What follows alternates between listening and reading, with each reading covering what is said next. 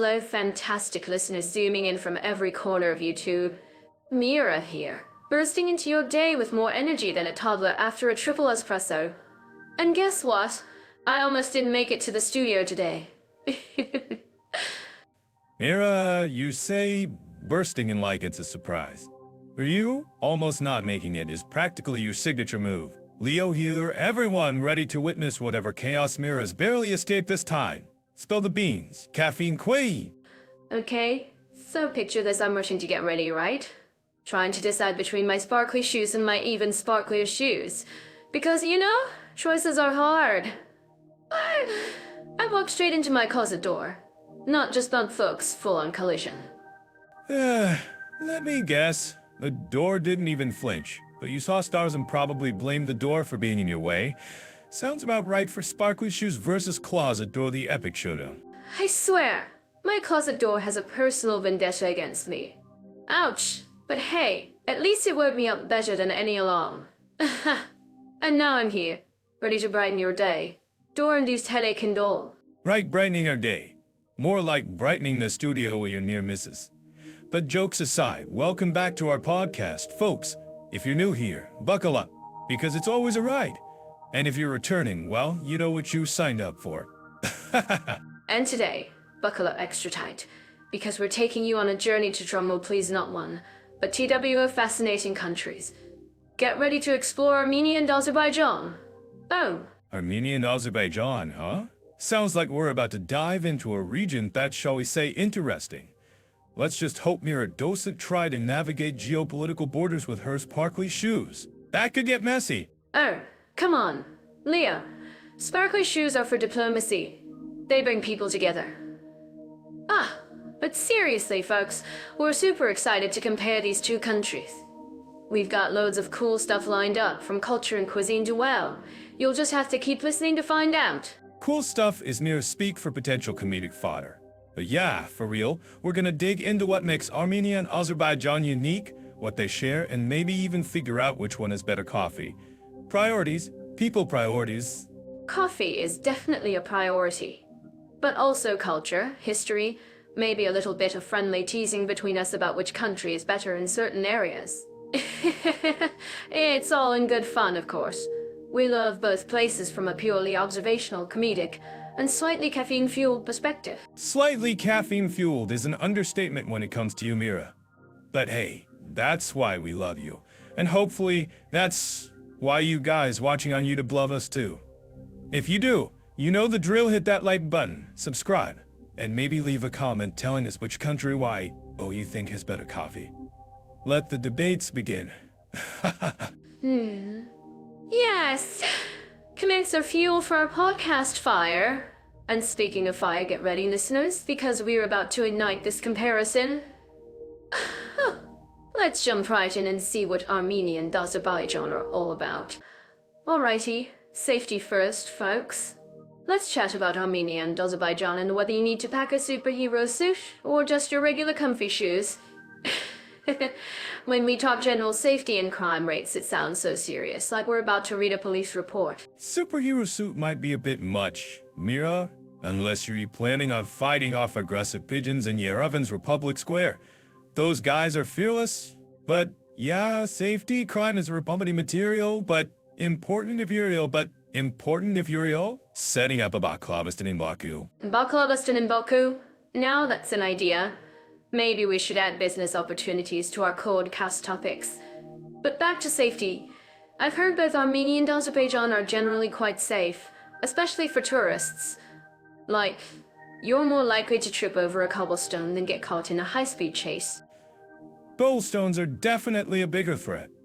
Speaking from experience, Mira, but you're right. Statistically speaking, both countries are relatively safe compared to, say, dodging rogue scooters in Rome.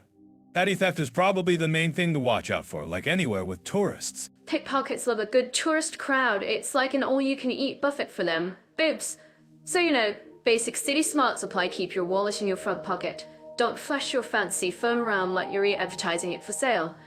The usual drill. The don't advertise your phone for sale rule is universal travel wisdom. Should be printed on every passport, I reckon. But yeah, in Yerevan and Baku, You're probably safer walking around at night than in some parts of, let's say, New York after midnight. New York after midnight. That sounds like a movie title. But seriously, violent crime is pretty low in both places, right? It's not like you're going to stumble into a mafia showdown while looking for a decent KHHF Yuri or Dolma. Unless you accidentally order the last HH Epiry, then maybe you'll face some serious competition. But yeah, organized crime isn't really a tourist concern in Armenia or Azerbaijan, or likely to encounter overly enthusiastic carpet sellers. Those guys are persistent. Carpet sellers. Oh, I can picture it now, being chased down the street by someone yelling best price for you tourist friend. That's probably the most dangerous encounter you'll have. But what about cultural factors? Does that play into the safety vibe? Cultural factors, good point, Mira. In both Armenia and Azerbaijan, there's a strong sense of community and, let's say, a bit of traditional social structure. People tend to look out for each other, especially in smaller towns and villages. It's not like everyone's a vigilante. Like the Village Watch vibe, you mean? Where everyone knows everyone else's business. And also if anything seems out of place. Aha! That can be a good thing for safety, actually. Less anonymous, more someone's always watching out for you. In a non-creepy way. Non-creepy is key, Mira. But yeah, that's the idea. Plus, hospitality is a big deal in both cultures. People are generally welcoming and willing to help, especially if you're a visitor. So if you look lost or confused, chances are someone will offer assistance rather than, rob you. Ooh, hospitality points. Always a good sign. It's like saying, we're friendly, not fell only. So, bottom line, for general safety and crime rates, Armenia and Azerbaijan are giving a thumbs up. Just keep your wits about you, like anywhere else. And watch out for those aggressive pigeons and persistent carpet sellers. And those sneaky cobblestones. And don't forget the cobblestones, Mira. They're the silent assassins of ankles everywhere. But yeah, generally safe, generally welcoming. You're more likely to leave with a full stomach in a carpet bargain than a mugging story. Unless you really haggle hard on that carpet, then maybe things could get intense.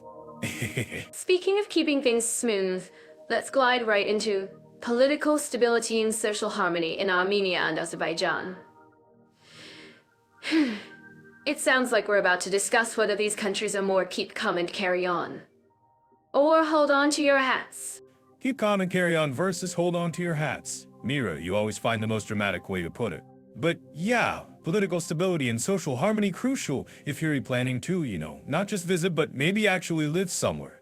It's not just about pretty views, is it? Pretty views are great for Instagram, but stable governments and happy neighbors are essential for a happy life. Ooh. Think of it like this: a beautiful house is nice, but if foundation is shaky, you're going to have a bad time. Bad time is putting it mildly, more like earthquake time, Mira. Anyway, let's talk Armenia first. They've had their share of political shifts, shall we say.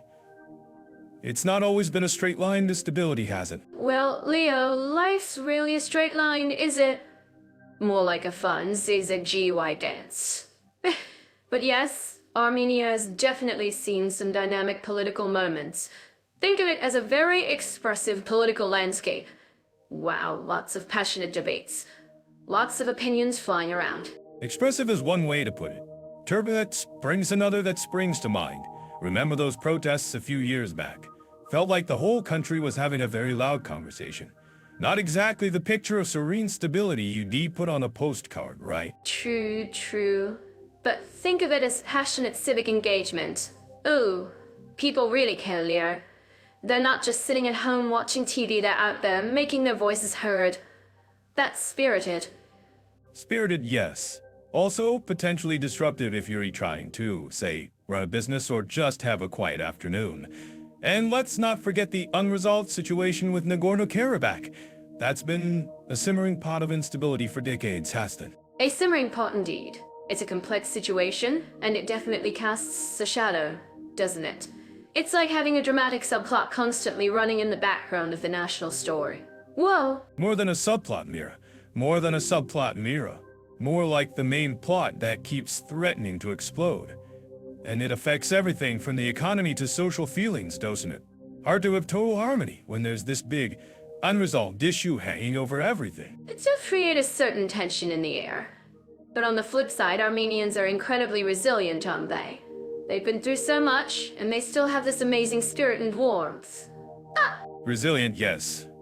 Also maybe a bit used to things being a bit bumpy politically. It's almost like they've built resilience into their national character, which is impressive, but also suggests, well, things haven't always been smooth sailing. Smooth sailing is perhaps not the first phrase that springs to mind when you think of Armenian politics. More like water rafting. Exhilarating, but you need to hold on tight. Whitewater rafting. I like that analogy, Mira. You always find the most colorful way to describe things. Okay, let's switch gears to Azerbaijan. Different vibe politically, wouldn't you say? Definitely a different vibe, Leo. If Armenia is whitewater rafting, Azerbaijan is maybe a very well-organized cruise ship. Everything's in its place. Things run very smoothly, and the captain is definitely in charge. A cruise ship where the captain really likes to be in charge. Power is quite centralized there, isn't it? It's not exactly known for its vibrant, open political debate, shall we say. Vibrant. Open political debate might be understating it a tad, Leo. Let's just say the political landscape is more carefully curated. Less spontaneous street theater. More state-directed performance. State-directed performance? That's wonderfully diplomatic, Mira. But yeah, less demos, more Kratos in Azerbaijan, if you catch my drift. Political opposition isn't exactly encouraged to have loud opinions, is it? Perhaps not encouraged with open arms on bouquets of flowers now. But you know, stability has its plus sides, right? Less political drama might mean more focus on other things, like economic development. Economic development, yes. Azerbaijan has got the oil and gas money, which definitely helps smooth things over. Less protesting when our jobs and things are relatively prosperous for some. But that wealth isn't exactly spread evenly, is it? Wealth distribution, that's a whole other podcast episode, Leo. But yes, it's something to consider. Social harmony isn't just about political quiet, it's about fairness too, isn't it? Exactly, Mira. And when you have big gaps in wealth, you can get simmering social discontent. It might not be out on the streets in big protests, but it can be there under the surface. Like a slightly less dramatic simmer than the Nagorno-Karabakh thing, but still simmer. So, we've got simmering pots all around. Maybe we should open a restaurant called Simmering Pots of Eurasia. We could serve political stews and social harmony soups. Simmering Pots of Eurasia. I love it, Mira. We could have the Armenian whitewater rafting stew and the Azerbaijani cruise ship consom. Though, I suspect the consom would be less spicy. Definitely less spicy. But maybe very elegantly presented? With gold leaf?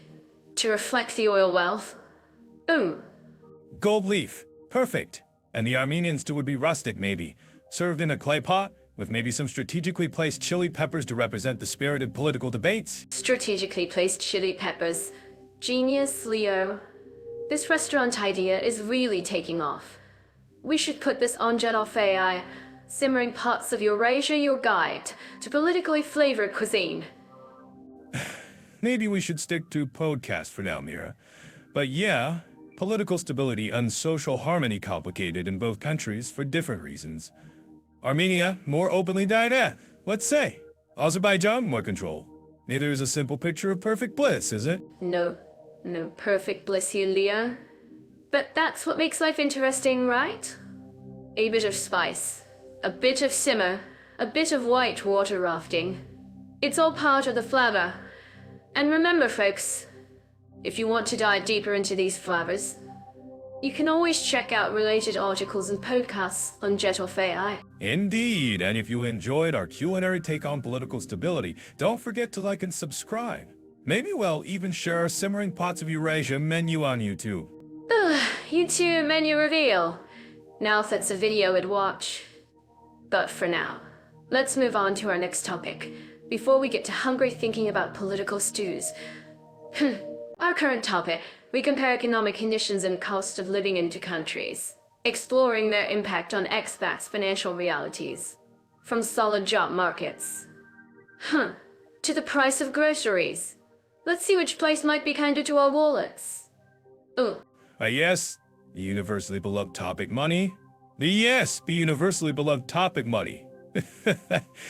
Because who doesn't love talking about how much everything costs? It's like everyone's favorite party conversation right after discussing root canals. So, Armenia versus Azerbaijan in the economic cage match. Let's see which one emerges victorious. Or at least less bankrupting. For anyone thinking about moving or even just visiting, knowing how much your daily latte, worrying how much your daily latte or your monthly rent is going to set you back. Let's kick things off with job markets. What are we looking at? What are we looking at in Armenia and Azerbaijan? Career-wise? Well, in Armenia, the job market is, let's call it developing. Well, it's not exactly Silicon Valley, unless Silicon Valley suddenly decided to relocate to a mountainous, landlocked country. Think more along the lines of tourism agriculture, maybe some tech startups trying to make a splash. But generally, job hunting there might require a bit more, shall we say, creative networking. I love that, Leo. It sounds like you might need to become best friends with everyone at the local coffee shop just to hear about openings. Boo! But on the bright side, maybe that means more opportunities for really unique entrepreneurial ventures. Sure, if your unique entrepreneurial venture is starting a coffee shop in Armenia, then you're golden. But seriously, there's definitely potential in sectors like IT and tourism, especially with Armenia trying to position itself as a tech-friendly nation. It's just, still a bit of a small pond compared to some other places. Oh, Azerbaijan on the other hand. Now, Azerbaijan on the other hand, we hear out oil and gas, right? That sounds like a potentially different economic landscape altogether. Whoa. Oh, Azerbaijan is swimming in oil and gas money. I wouldn't be surprised if their national bird was an oil derrick. So yeah, the economy is heavily reliant on that sector, which means if you're in the oil and gas industry, Baku might be your El Dorado. If not, well, they also have some agriculture and tourism, but oil and gas industryism, but oil is definitely the king there. Just don't expect to find a thriving market for, say, interpretive dance instructors. Interpretive dance instructors might need to rethink their career plans if Baku is on the horizon. But for those in oil and gas, Azerbaijan sounds like it could be quite lucrative then. What about the cost of living in these places? Is that oil money making Baku super pricey? Baku can definitely be pricier than Yerevan, especially in the more modern, central areas. Thanks to that lovely oil money, prices for rent and certain goods have been creeping up. It's not Paris or London levels of expensive, but it's certainly not the budget backpacker haven it might have been a decade ago. Think slightly more than you expect rather than completely outrageous. Slightly more than you expect. That's helpful. So, Yerevan, Armenia then, is generally going to be easier on the wallet? For things like rent. Groceries going out? Aha! Yerevan is definitely more budget-friendly across the board. Rent is lower, food is cheaper, public transport is a steal. You can live reasonably comfortably in Yerevan on a much smaller budget than you could in Baku. It's more of a your wallet will thank you situation, just maybe don't expect to be paid in oil barrels. No oil barrel salaries in Yerevan, noted. Noted. But affordable living sounds pretty appealing. Let's talk specifics rent. What kind of numbers are we looking at if someone's trying to find an apartment in, say, the city centers of Yerevan and Baku? Wow! Okay, city center apartments. In Baku, for a decent one-bedroom in a central, modern building, you could be looking at anywhere from, let's say, $800 to $1,500 a month, or even more, depending on how fancy you want to go. Think expat-friendly prices. Ouch, Yerevan, on the other hand, for a similar apartment in the center, you might find something in the range of $400. Big difference. That rent gap alone is pretty eye-opening. What about everyday expenses, like groceries? If we're filling up our shopping basket, which country is going to make us read plus at the checkout? Groceries in Yerevan are significantly cheaper. Local produce, especially fruits and vegetables, is abundant and very affordable. Eating out is also generally less expensive. In Baku, while local markets can be reasonable, imported goods and supermarket prices are definitely higher. Think Armenia for budget foodies, Azerbaijan for slightly more upscale dining at a price. Budget foodies versus upscale dining. I like that culinary economic divide, Leo. In transport, getting around these cities, is it going to break the bank either way, or is there a clear winner in terms of affordable commuting? Oh, Public transport in both cities is pretty reasonable, actually. Yerevan's metro and buses are incredibly cheap, like, you could probably ride the metro all day for the price of a fancy coffee elsewhere. Baku also has a metro and buses that are affordable, though maybe slightly more expensive than Yerevan. Taxis in both cities are generally reasonably priced too, but always good to negotiate or use ride-hailing apps to avoid tourist traps. so transport sounds like a win-win for budget travelers or expats in both places. That's good news. But overall, if someone's really watching their pennies and they're choosing between Armenia and Azerbaijan based purely on cost of living, it sounds like Armenia is the clear frontrunner. Without a doubt, if your primary concern is stretching your budget as far as possible, Yerevan wins hands down. Azerbaijan, particularly Baku, is becoming more expensive, and while it's still cheaper than many Western cities, it's significantly pricier than Armenia. So, if you're counting every dollar or euro, Armenia is your economic sanctuary. Just maybe bring your own old Eric-shaped piggy bank, just in case. Old Eric piggy bank brilliance, Leo. So, for economic conditions and cost of living, Armenia is definitely painting a picture of affordability, while Azerbaijan is showing a bit more of that oil-fueled expense. It really depends on what you're looking for, and what you're looking for. And what your budget is, right?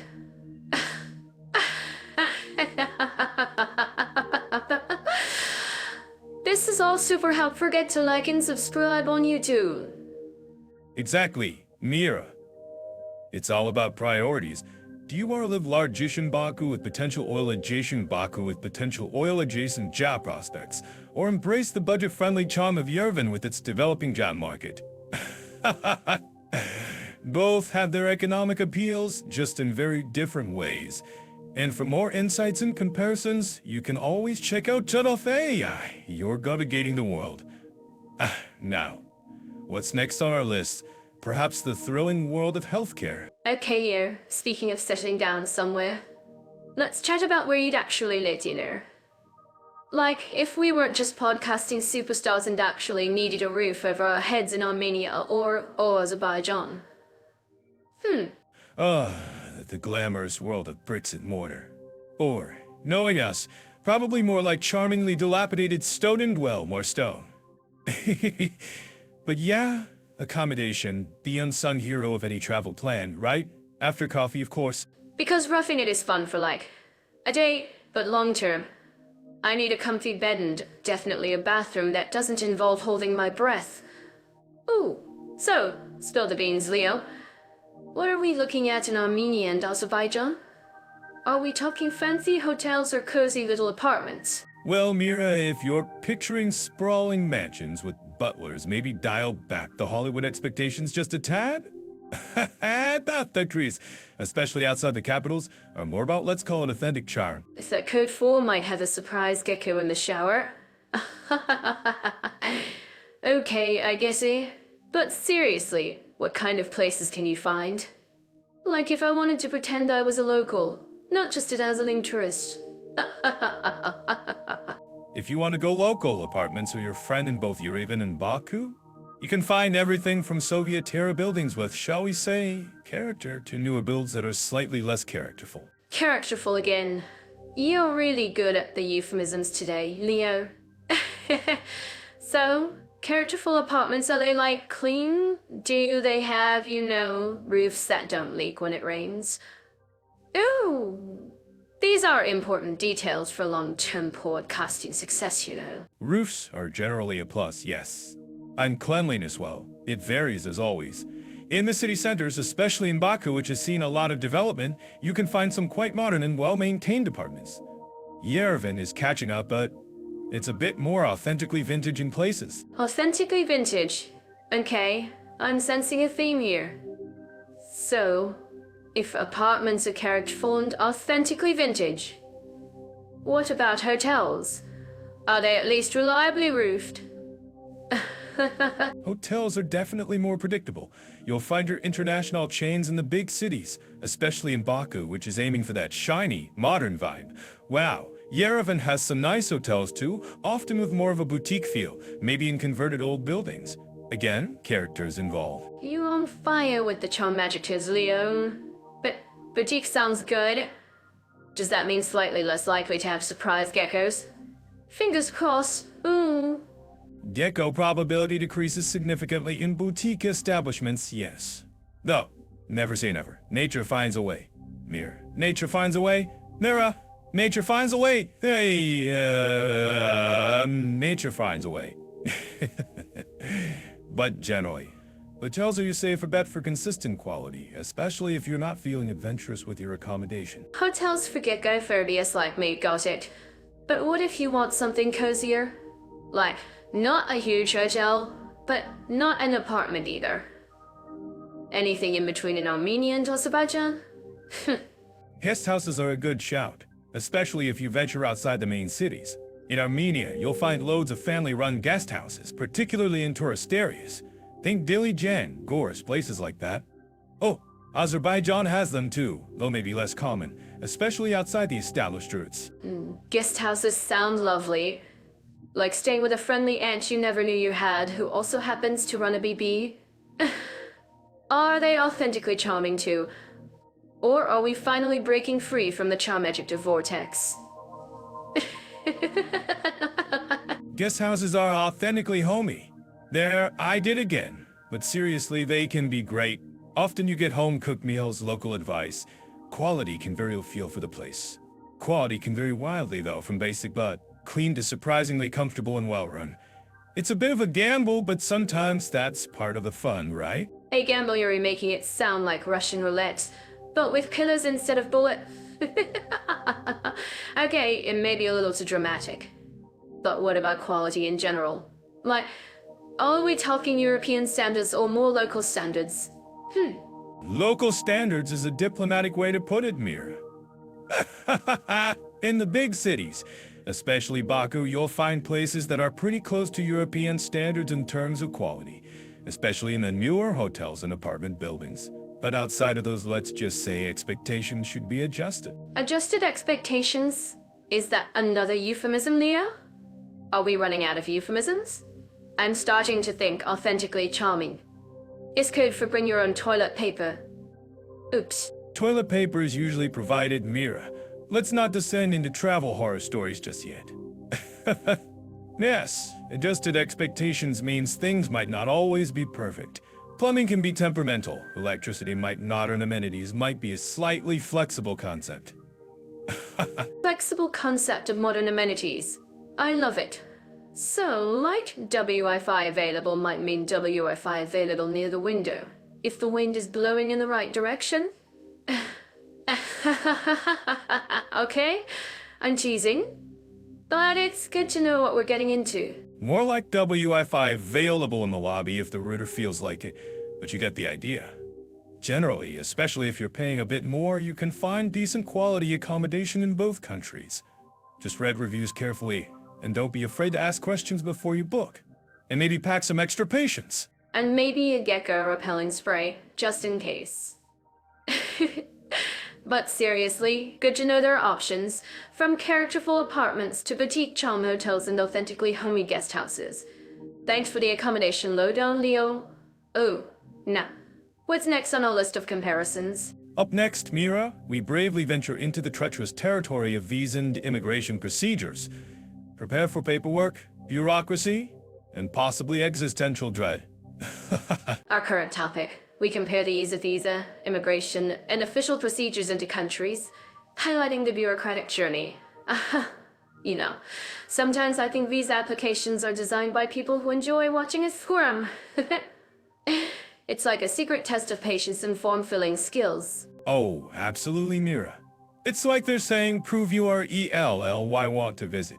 Jump through these hoops, answer these riddles, maybe solve a Rubik's Cube while you're at it.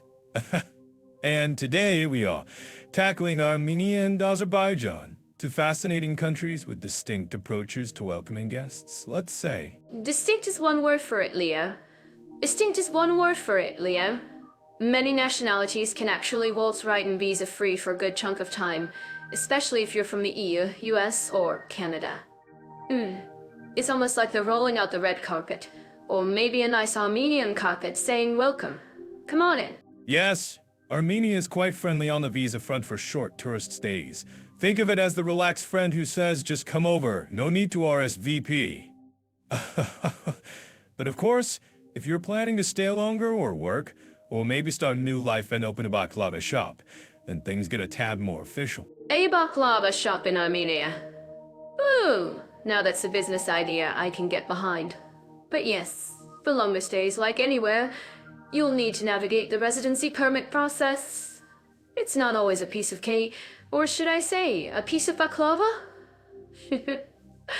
But overall, Armenia is known for being relatively straightforward for tourists. Straightforward for tourists, yes. But let's not paint too rosy a picture. Straightforward bureaucracy is still bureaucracy, right? They expect forms, lines, and that special brand of official patience that only government offices seem to cultivate. But compared to some places, Armenia is definitely on the easier side. True. Easy bureaucracy. Easy bureaucracy is like diet chocolate, still a bit of work involved. Now, Azerbaijan, that's a slightly different story, isn't it, Leo? It's not quite the open door Armenia has, shall we say? Slightly different is putting it mildly, Mira. Azerbaijan in the past was known for being a bit more selective about who gets to experience its wonders. Think of it as the exclusive club of the Velvet Rope. Getting in requires a bit more planning and finesse. I love it, Red Leo. Hello. This is Azerbaijan. Generally, you'll need to apply for an e-visa beforehand. It's not the end of the world, of course, but it does mean a bit more clicking and typing and waiting with bated breath. Exactly. The e-visa for Azerbaijan is your key. And while it's online, which is progress, it's still a process. You'll need your documents in order, your reasons for visiting clearly stated, maybe even a persuasive essay on why you admire Azerbaijani carpets. A persuasive essay on carpets. Leo, you're killing me. But seriously, double-checking everything is key for Azerbaijan SC visa. Make sure your passport is valid, your photo is passport Y, and you answer all the questions truthfully, unless you're planning a secret carpet heist. Then maybe not. Oops. Carpet heists aside, yes, accuracy is your friend. And patience. Processing times can vary, so don't leave it to the last minute unless you enjoy the thrill of potentially missing your flight. Oh, and for those watching on YouTube, if you've ever been stressed by visa deadlines, smash that like button in solidarity. Solidarity visa stress, like button smash. I love it, and it's worth noting, and this is a bit sensitive, that if you have Armenian heritage, or your passport shows you visited Nagorno-Karabakh, entering Azerbaijan might be complicated. Complicated is another understatement, Mira. Let's just say it's a geopolitical minefield. It's incredibly important to be aware of the political sensitivities between Armenia and Azerbaijan, especially regarding Nagorno-Karabakh. Do your research, folks. This isn't your average tourist tip. Definitely not your average tourist tip. It's more like a know before you go. Seriously know before you go. And maybe check again kind of tip. It's a reminder that travel isn't just about pretty pictures sometimes, it's about navigating complex realities. Precisely. And while we're on the topic of realities, let's talk about official procedures once you are in the country. In both Armenia and Azerbaijan, if you're staying longer than a certain period, you usually need to register with the local authorities. More forms. The joys of registration. It's like saying, hello government, still here. Just checking in. Everything's still me. Everything's still me. See, again. Armenia tends to be a bit more relaxed about this, especially if you're staying in a hotel. They often handle it for you. Bless them. Hotels as bureaucratic fairy godmothers. That's a lovely image, Mira. In Azerbaijan, registration can be a bit more hands-on. You, the visitor, might be more directly involved. It's not terribly difficult, but it's another step to be aware of, especially if you're moving around a lot. Moving around in paperwork, not always the dream combo, is it? It's like trying to juggle while riding a unicycle on a tightrope made of forms. Oops. But hey, at least it gives you a story to tell when you get back home. Absolutely. Remember that time I spent a whole afternoon in a government office in Bio? Hilarious? Okay, maybe not hilarious at the time, but definitely a memorable travel anecdote. And for those of you planning your trips using JetOff AI, remember to factor in visa processing times and any registration requirements into your itinerary. Yes, Jeff AI is your travel planning superhero, helping you dodge those bureaucratic bullets, or at least prepare for them. Wow. So to sum up visa and immigrationese, Armenia is generally more open and straightforward, especially for tourists. Think easy breezy. And Azerbaijan requires a bit more preparation and attention to detail. Think, plan ahead, and pack your patience. Neither is impossible, of course. Millions of people visit both countries every year. It's just about knowing what to expect and being prepared. And remember, folks, if you like our podcast, or if you find our witty banter and surprisingly useful information helpful, please like and subscribe. It's our visa to keep bringing you more travel insights. Ooh. Our visa to podcasting success. And who knows, maybe one day we'll crack the code to making bureaucracy funny on stage. Now that would be a stand-up routine. Until then, happy travels and may your visa applications be swift and painless. Okay, yeah. Speaking of things that keep us sticking, let's chat about healthcare in Armenia and Azerbaijan. You know, if you're thinking of living somewhere new, knowing you can get patched up if you say, trip over a rug in your excitement to explore is pretty important. Right, Mira? Because tripping over a rug is definitely the most adventurous thing you'd be doing in a new country. But yeah, healthcare. Not exactly stand-up comedy material, but crucial. So, Armenia and Azerbaijan, health-wise. Let's dive in. So, for expats looking in Armenia, the healthcare system is a mix of public and private, right?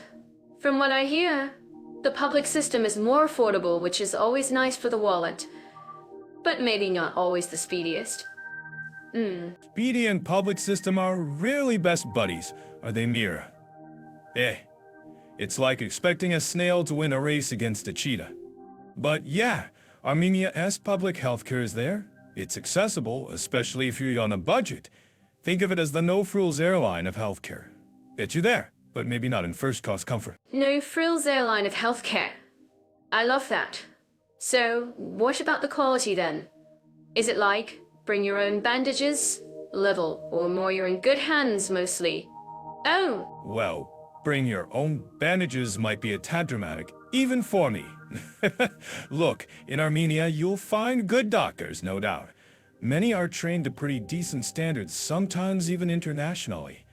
But the facilities in the public sector, let's just say they might be a bit more vintage than state-of-the-art. That's a polite way of saying could use a little love, isn't it? If you want something a bit more modern, you're probably looking at private healthcare in Armenia. Yeah? Bingo, Mira. Private healthcare in Armenia is where you'll find the shinier equipment and shorter wait times. Think of it as upgrading to business class, a bit more expensive, but you get the perks. More English-speaking staff too, which can be a lifesaver if your Armenian is still at the barely ordering coffee stage. Barely ordering coffee stage. Relatable. And for Azerbaijan, is it a similar kind of setup? Public and private options? Or are we talking a whole different healthcare ball game? Similar ballpark. Different players, maybe. Azerbaijan also has public and private healthcare. Public is supposed to be universal in theory, but again, like in many places, the reality can be a bit different. Expect longer waits and maybe some. Let's call it bureaucratic charm. Bureaucratic charm. Is that code for bring a book and your patience? So, public healthcare in Azerbaijan accessible, but maybe an exercise in patience. What about the quality there? Quality varies in Azerbaijan's public system too. You might find some excellent doctors, especially in Baku, but outside the capital, resources can be stretched thinner than my patience in a traffic jam. Ouch. Ouch. Traffic jam patience, that's thin indeed. So, private healthcare in Azerbaijan then? Is that where expats usually head for a smoother experience? Yep. For expats in Azerbaijan, private is often the go-to. Better facilities, quicker appointments, and more likely to find English-speaking doctors. It's the peace of mind option if your budget allows. Think of it as the difference between getting your coffee from a street vendor versus a fancy cafe. Both give you caffeine, but one comes with a nicer vibe. Ah! Nice. Vibe coffee essential. So, if someone is planning a move, should they be thinking about health insurance in both Armenia and Azerbaijan?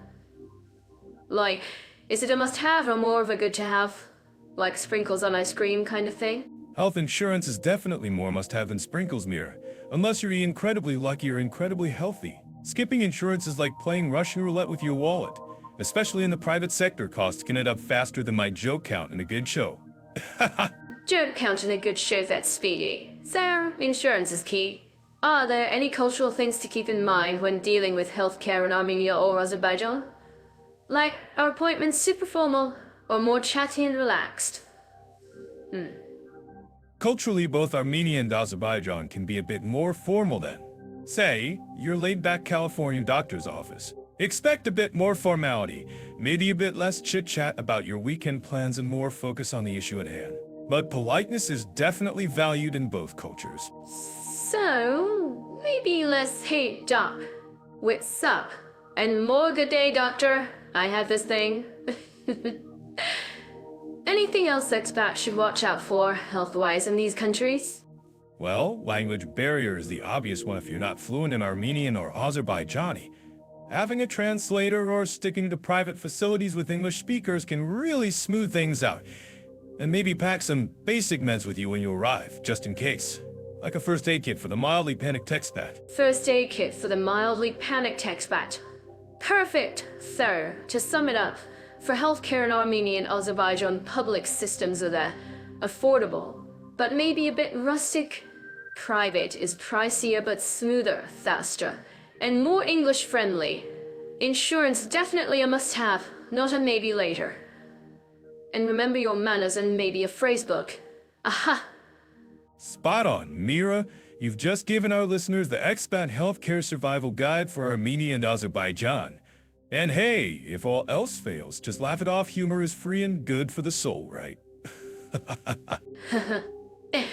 Exactly, Leo. Laughter is the best medicine. Until you actually need antibiotics. But seriously, folks, do your research, get insured, and hopefully your biggest health issue will be laughing too much at our podcast. And if you found this helpful, you know what to do, like and subscribe on YouTube. Don't forget to visit JetOff AI for more expat tips and country comparisons. We're here to help you navigate the world, one slightly sarcastic comment at a time. Until next time, stay healthy and keep laughing. Hello everyone and welcome back. Ready to buckle up and take a ride with us? Oh, because today we're talking about getting around in Armenia and Azerbaijan. Buckle up. Mira, are we expecting turbulence in this podcast episode? Are we finally getting our studio jetpack thanks to JetOff AI? Just kidding, folks. Transportation, huh? Sounds thrilling as watching paint dry. But let's see if we can make it less of a drag. Come on, Leo. Transportation is super exciting. Think about it, it's how we explore new places, meet new people, and sometimes how we end up in hilarious situations. Like that time I tried to navigate the Yerevan metro during rush hour. Whoa. Rush hour anywhere is a contact port, Mira. But Yerevan Metro, huh?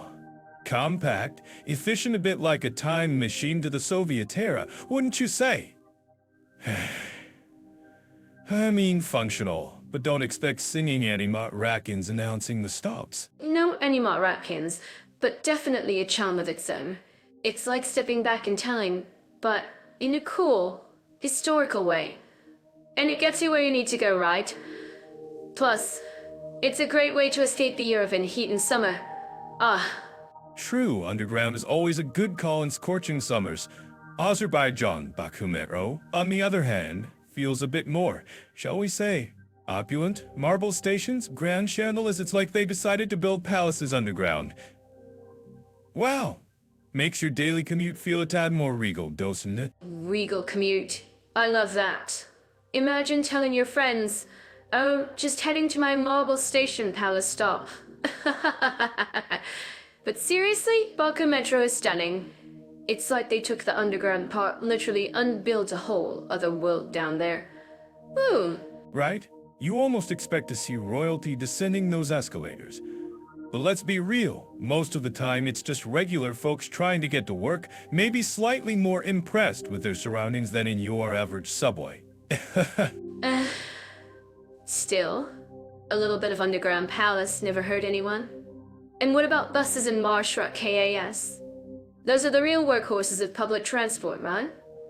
I remember hopping on a Marshruck Con Armenia talk about an adventure.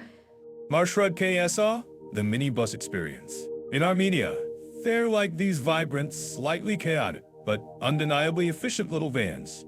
Packed to the brim, music blasting, driving like they're in a rally. It's an experience. Rally driving Marshruck KAS. Perfect description, Leo.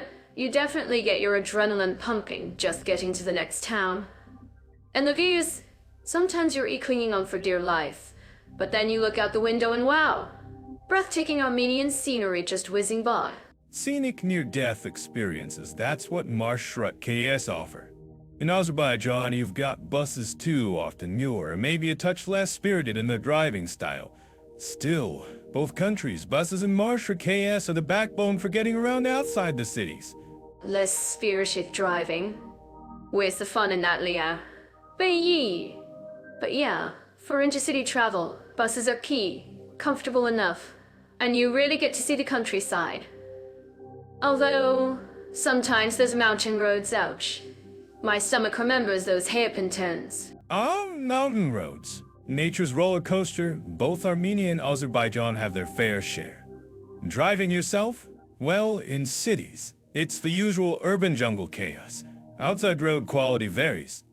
Let's just say, be prepared for some rustic section. Love that euphemism, Leo. Rustic like, hold on tight, we're going off-roading now. But seriously, road conditions can be a bit unpredictable outside the main highways. Definitely adds to the adventure, though. Ooh. Adventure, yes. Or potentially a flat tire and a long wait for help in the middle of nowhere. Depends on your definition of adventure. But hey, if you rent a car, just be aware. And maybe get some good travel insurance. Good point about the insurance, Leo. Always be prepared. But think about the freedom. You can stop wherever you want. Take those amazing photos. Explore hidden villages. Road trips are the best. Especially in places with such stunning landscapes.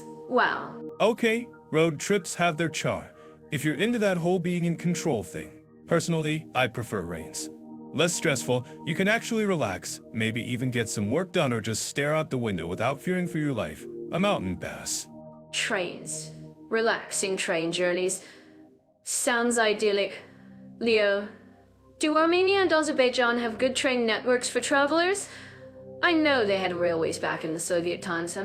Well, good might be a strong word, Mira. Let's say existing. Armenia's railway network is limited.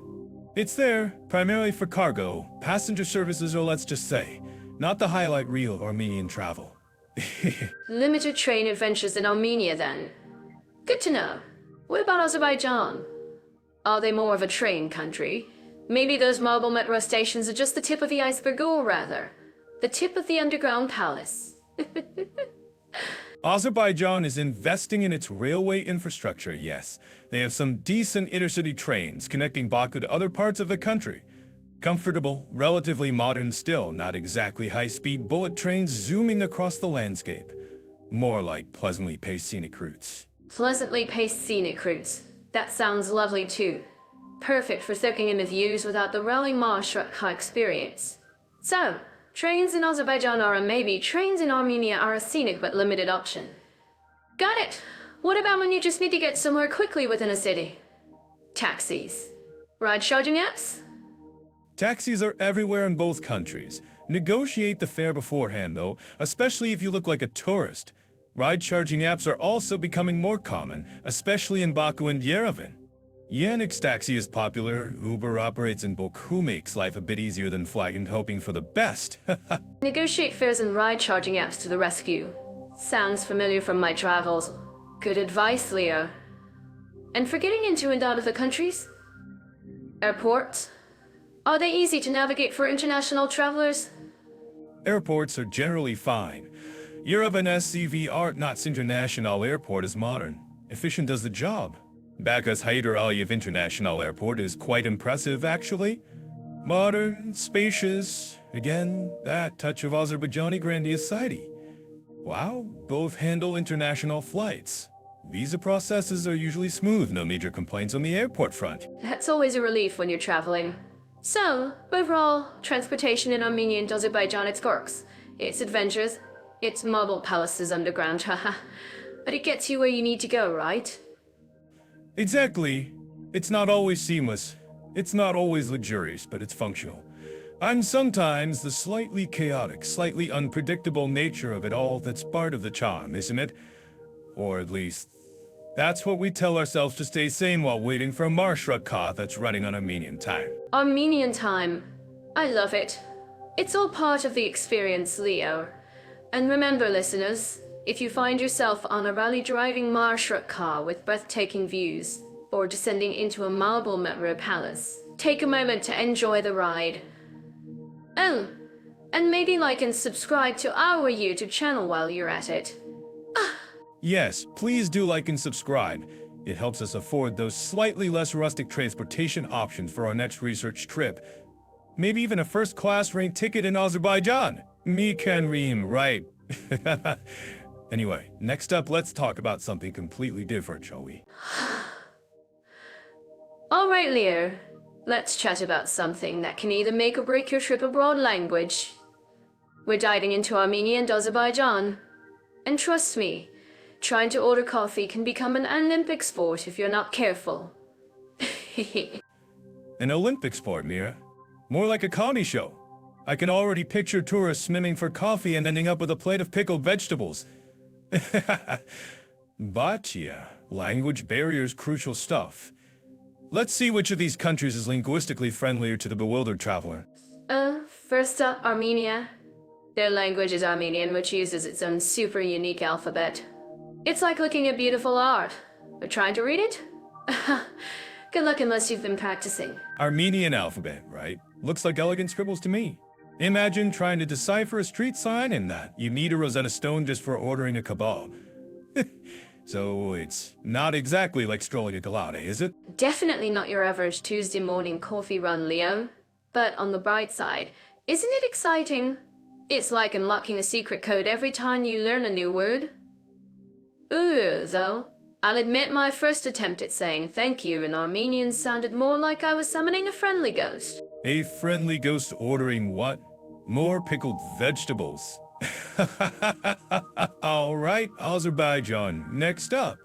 Azerbaijani, a Turkic language? Sounds a bit more, I don't know, approachable maybe. At least for some of us who've wrestled with Turkish before. Azerbaijani is Turkic, and it's actually related to Turkish. So, if you've ever tried to learn Turkish, you might have a tiny head start in Azerbaijan. Wow.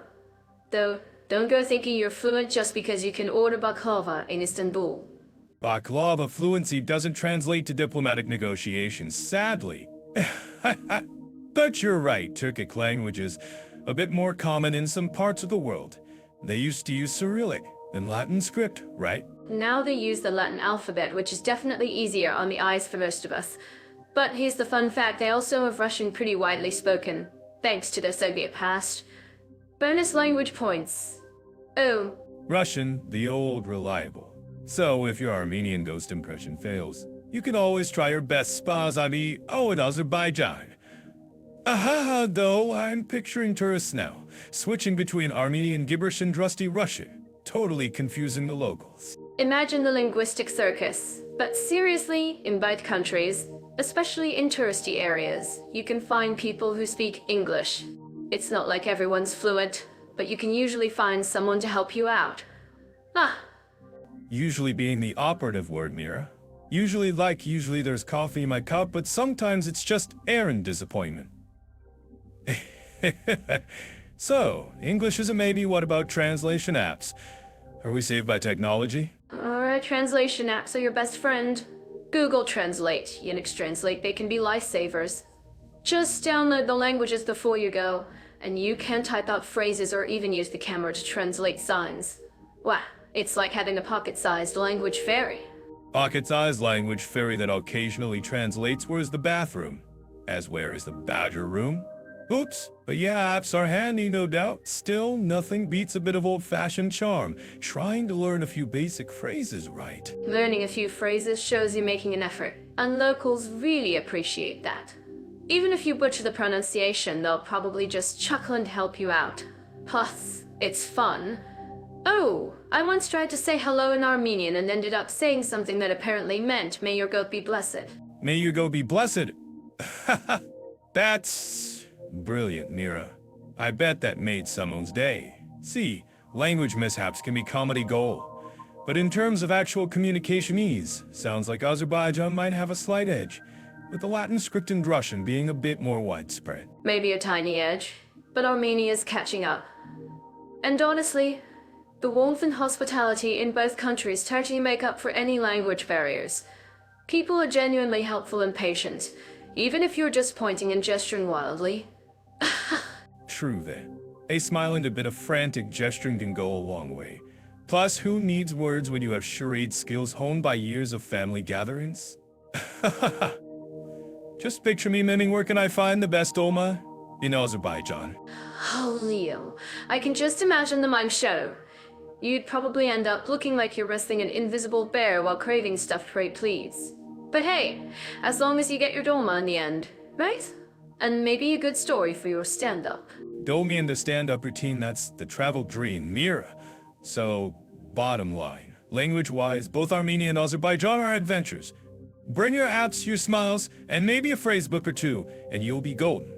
Just maybe avoid asking for the badger room. And remember, even if you get lost in translation, you might just stumble upon some hilarious moments and amazing connections. It's all part of the fun. And if you want to prepare for your linguistic adventures, Jeddah AI probably has some cool language learning resources, right? Jeddah AI, your linguistic travel companion. Check it out, folks.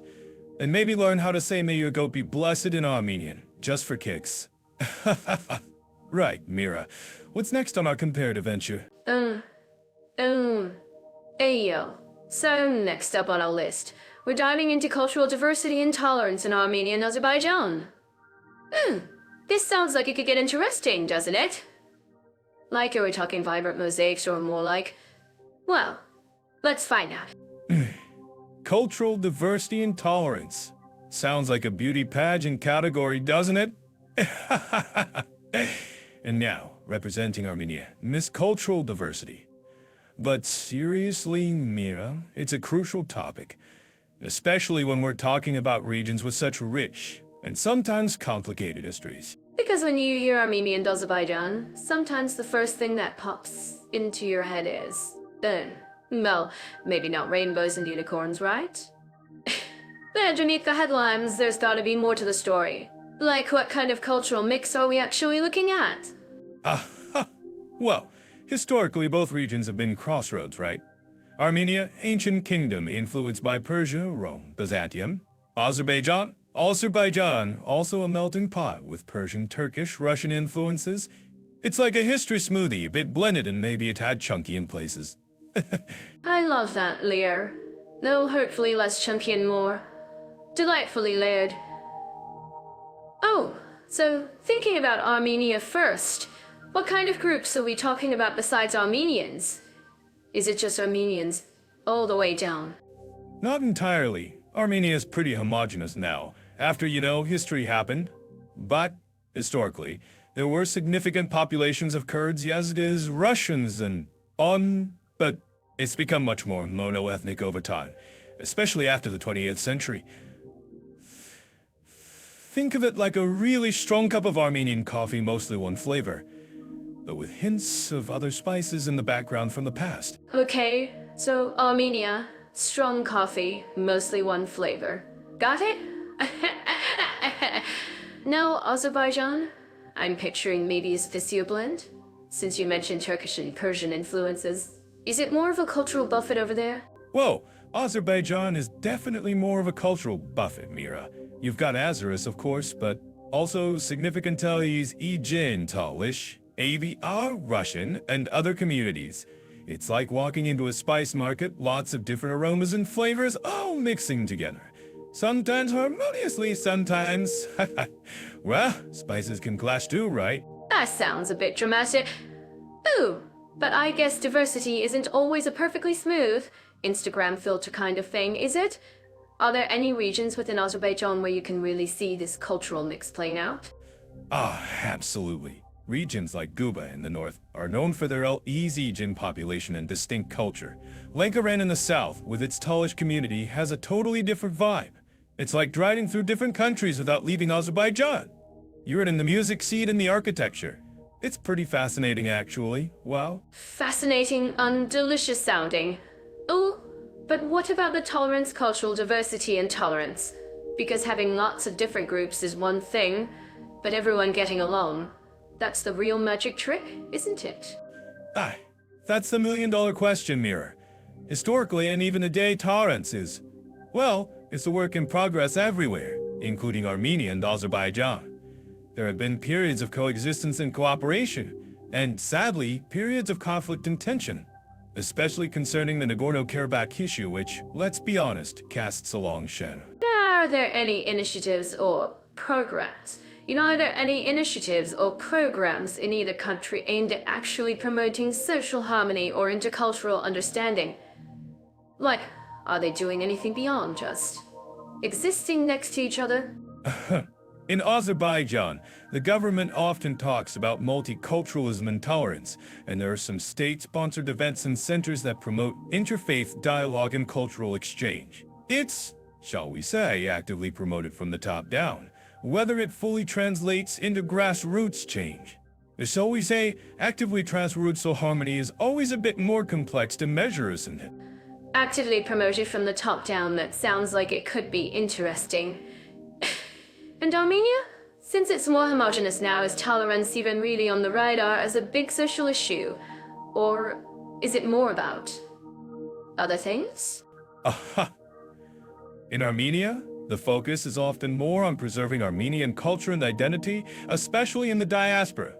Tolerance in the sense of managing diverse ethnic groups within the country isn't a central theme in public discourse just because the country is less diverse now. But of course, tolerance towards different opinions and viewpoints within Armenian society itself is still a relevant topic, just like everywhere else. So Armenia, more about cultural preservation. Azerbaijan, more about state-promoted multiculturalism. It sounds like both have their own angles on this. But what about just people? Have either of us ever met people from Armenia or Azerbaijan who've shared their personal experiences with cultural diversity or tolerance? Oh, Mira, I once met an Azerbaijani guy in Berlin, of all places. He was El-Ezijin, and he was telling me about growing up in a village where El-Ezijin and Azeri cultures were just everyday life. He talked about festivals they celebrated together, food they shared. It sounded genuinely harmonious. Made me think maybe the picture is always more nuanced than the headlines. Nuanced. I like that word, Leo. It's always more complicated than just black and white, isn't it? I haven't personally met anyone from Azerbaijan, but I have a friend who's Armenian, and she talks about the importance of preserving their culture, especially after everything they've been through. It's like for them, cultural identity is survival in a way. And that's totally understandable too, right? Culture is a form of resilience, a way of holding on to who you are, especially when history has been turbulent. It's like saying they can take everything else, but they can't take a baklava recipe. Okay, maybe not just baklava, but you get the idea. Baklava and resilience. I'm writing that down, Leo. So, wrapping up cultural diversity and tolerance. It sounds like both Armenia and Azerbaijan have rich cultural tapestries, even if they're woven in different threads. And tolerance, well, it's a journey, not a destination, right? Exactly, Mira. Tolerance, much like my attempts at cooking, is always a work in progress. Sometimes delicious, sometimes it's edible. But the important thing is to keep trying, keep learning, and maybe, just maybe, create a world where everyone can enjoy the cultural buffet without too much spice clashing. Ah! Two cultural buffets and edible tolerance. Cheers to that, Leo. And maybe, just maybe, one day we can all share a giant plate of baklava together, no matter where we're from. Wouldn't that be sweet? Okay, what's next on our list? Alright, Leo. So we're diving into something super important for anyone thinking of moving or just, getting smarter education. Let's talk about schools and languages in Armenia and Azerbaijan. I always feel like learning a new language is like unlocking a secret level in a video game. Secret levels, Mira. For me, it's more like finally understanding what the heck everyone's been talking about. But yeah, education is key. And to things off with the basics, I'm picturing Armenia and Azerbaijan on the map. Nestled in there, Mira, literacy rates. Hit me with some stats that won't put everyone to sleep. Miss sneezing aloud, Leo. So both Armenia and Azerbaijan are actually pretty impressive when it comes to reading and writing. We're talking really high literacy rates. Like over 99%. Wow, it's like even Ekatemelo that books are cool. Makes you wonder if they have some kind of national read anthem that's mandatory. Mandatory read at Hans. Sounds intense, Mira. I'm imagining little kids with tiny reading glasses being forced to devour Tolstoy. But seriously, 99% is amazing. It's way better than my success rate at not spilling coffee on myself in the morning. Oops, so they can read, that's step one. But what about the quality of education? Are we talking about that's futuristic learning pods? Futuristic learning pods. Oh. I wish. Well, maybe not quite pods, but both countries are definitely trying to modernize their education systems. Armenia, for example, has been pushing for more tech in schools, especially in subjects like coding and engineering. Aha!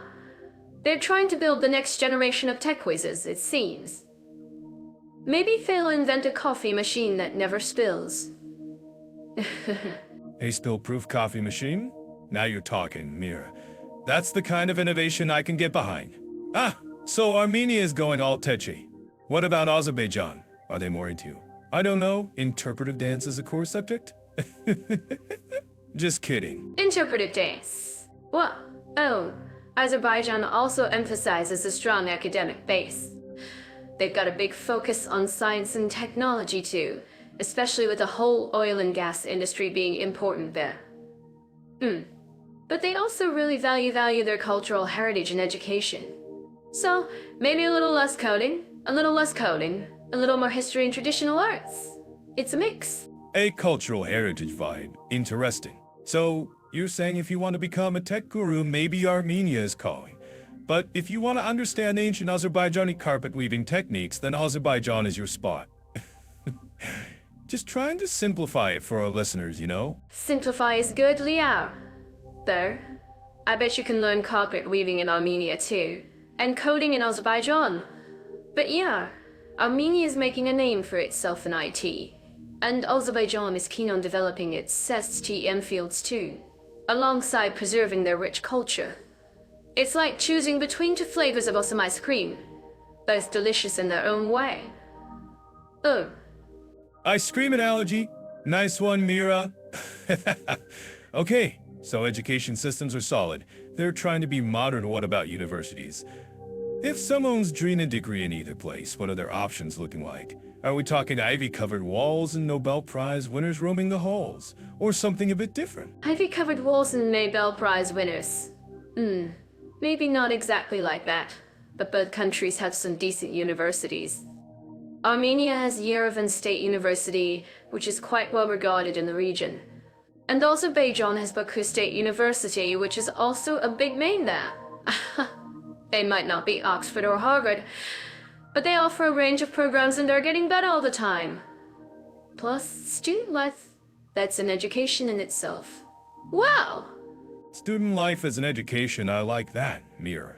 So true. You learn more about yourself trying to navigate a new cafeteria than you do in some lectures, probably. But if our listeners are thinking about language schools specifically, like if they want to learn Armenian or Azerbaijani, or maybe brush up on their English while they're there, what are the language learning scenes like? Language schools. That's where it gets really interesting. If you want to dive into Armenian, Yerevan is definitely the place to be. There are language schools catering to foreigners, and you can find private tutors too. Plus, just being surrounded by the language is the best immersion course ever. Imagine learning Armenian while sipping Armenian coffee and eating delicious gâteau. Armenian coffee and Ghana. Sounds like a delicious study break, Mira. Okay, Yerevan for Armenian. And, okay, Yerevan for Azerbaijani. I'm guessing Baku is the hotspot. Are there language schools popping up there too for eager learners? Baku is definitely the center for Azerbaijani language learning.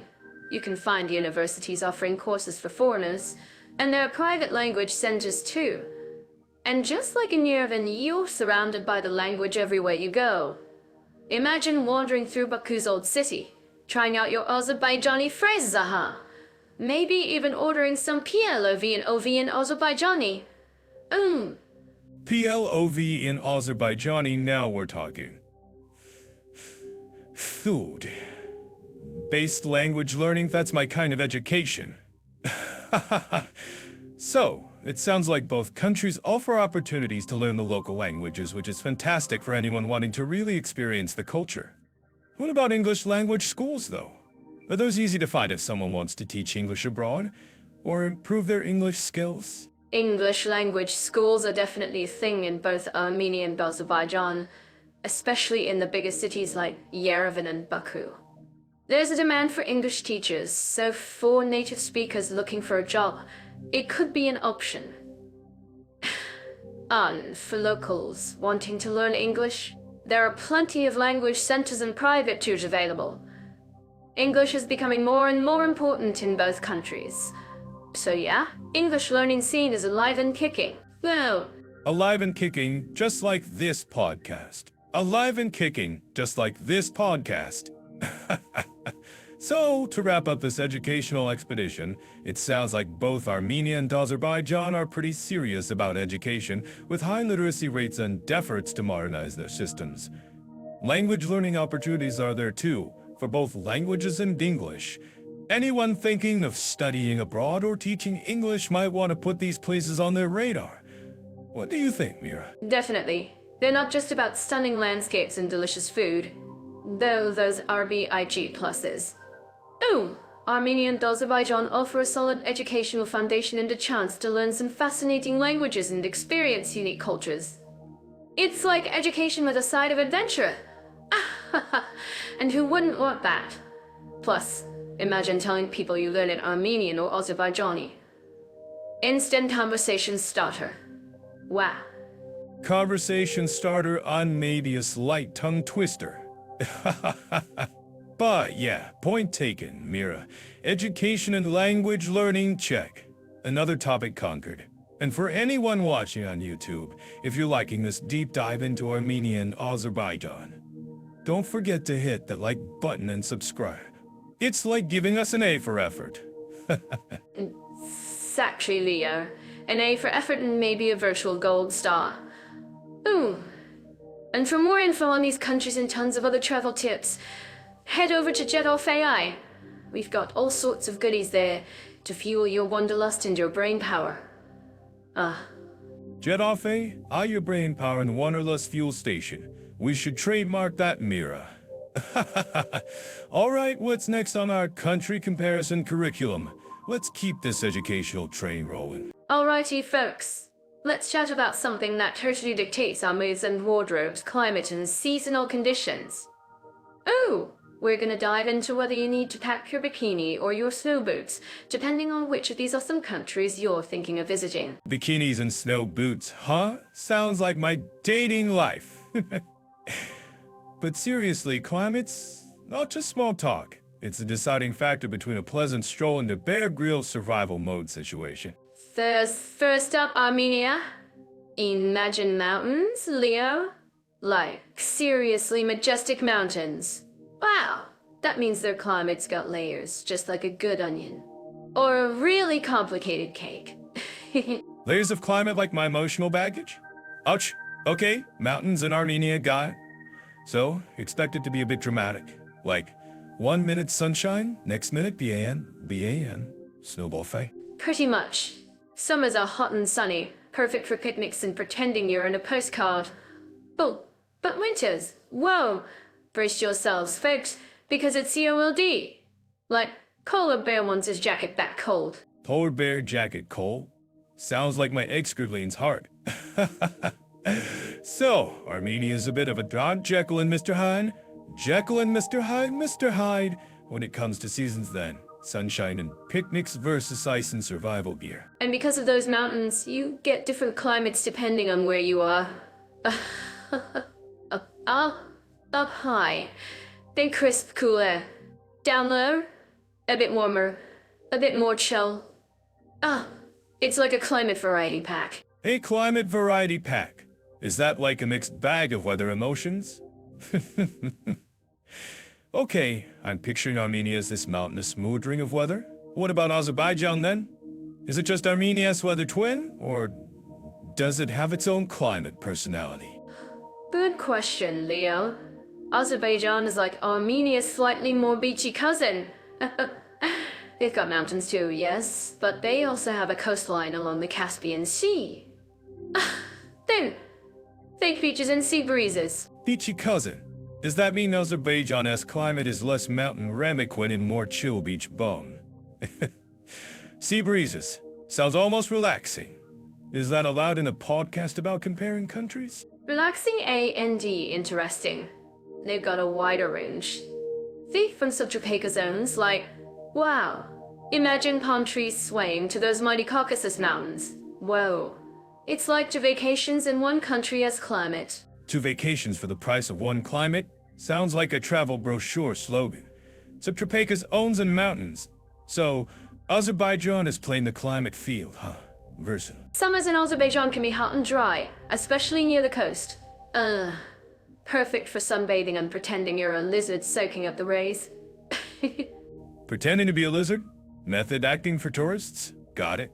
Hot and dry summers, so less snowball fights, more and castle competition? And winters are milder than in Armenia, especially down by the Caspian. Though, up in the mountains, you can still find snow, for those who secretly miss those polar bear jacket days. Secret polar bear jacket days are those like secret cravings for tax sonnets. Milder winters, so. Azerbaijan is the gentler, kinder climate sibling. You could see that. It's definitely got more of a 4 seasons, but not too extreme vibe.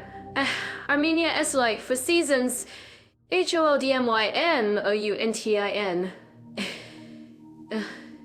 Hold my mountain. I can see that becoming a travel slogan too. So, if you want climate drama, go to Armenia. But if you prefer climate diplomacy, head to Azerbaijan. Climate diplomacy, love it. But really, both countries have amazing climates, just different flavors. Oh, it just depends if you're in the mood for mountain adventure or coastal chill. Mountain adventure versus coastal chill sounds like choosing between coffee and decaf. Both are coffee, just different levels of intensity. Armenia, climate chill Azerbaijan. Perfectly put, Leo. And hey, whichever climate you choose, don't forget to check Jet or Fei for all the travel deets. They'll help you pack the right gear, whether it's for mountain hikes or beach lounging. Jet off to the rescue for all your climate-appropriate packing needs, and maybe some dating advice too, if they're feeling generous. All right, climate conditions conquered. What's next on our country comparison adventure? All right, Leo. Let's dive into something that's universally loved, even more than cat videos on YouTube.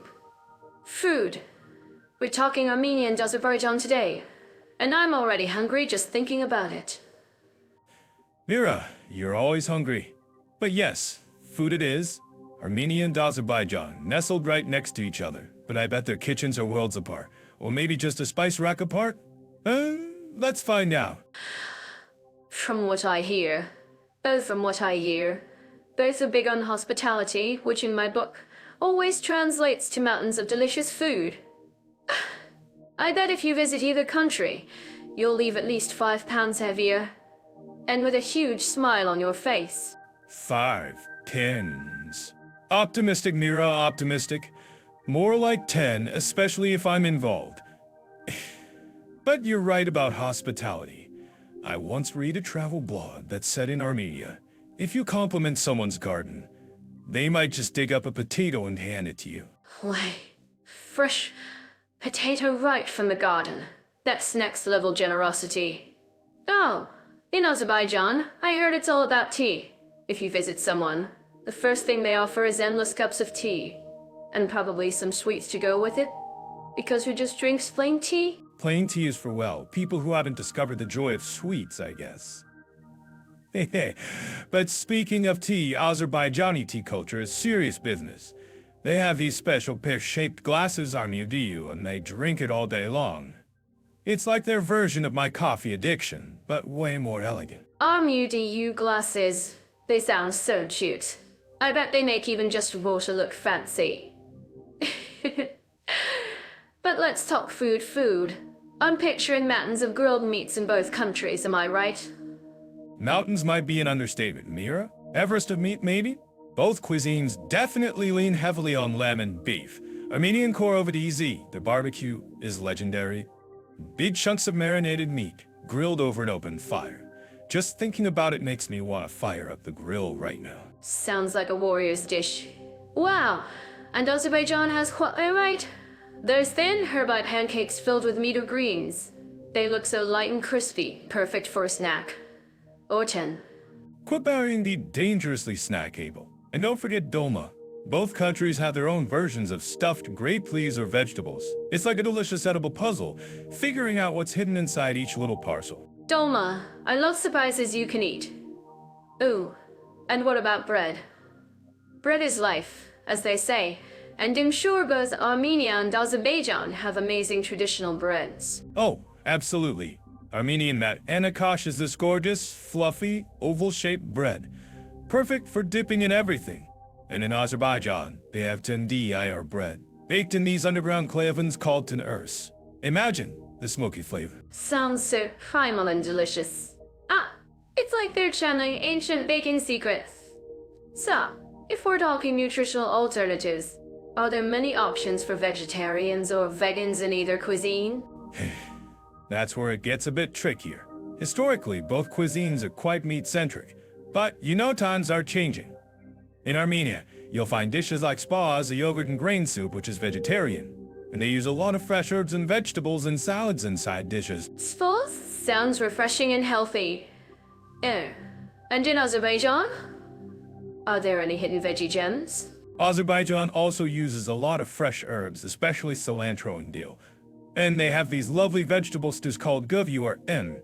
You might have to ask specifically for vegetarian options, but with a little exploration, you can definitely find delicious plant-based meals.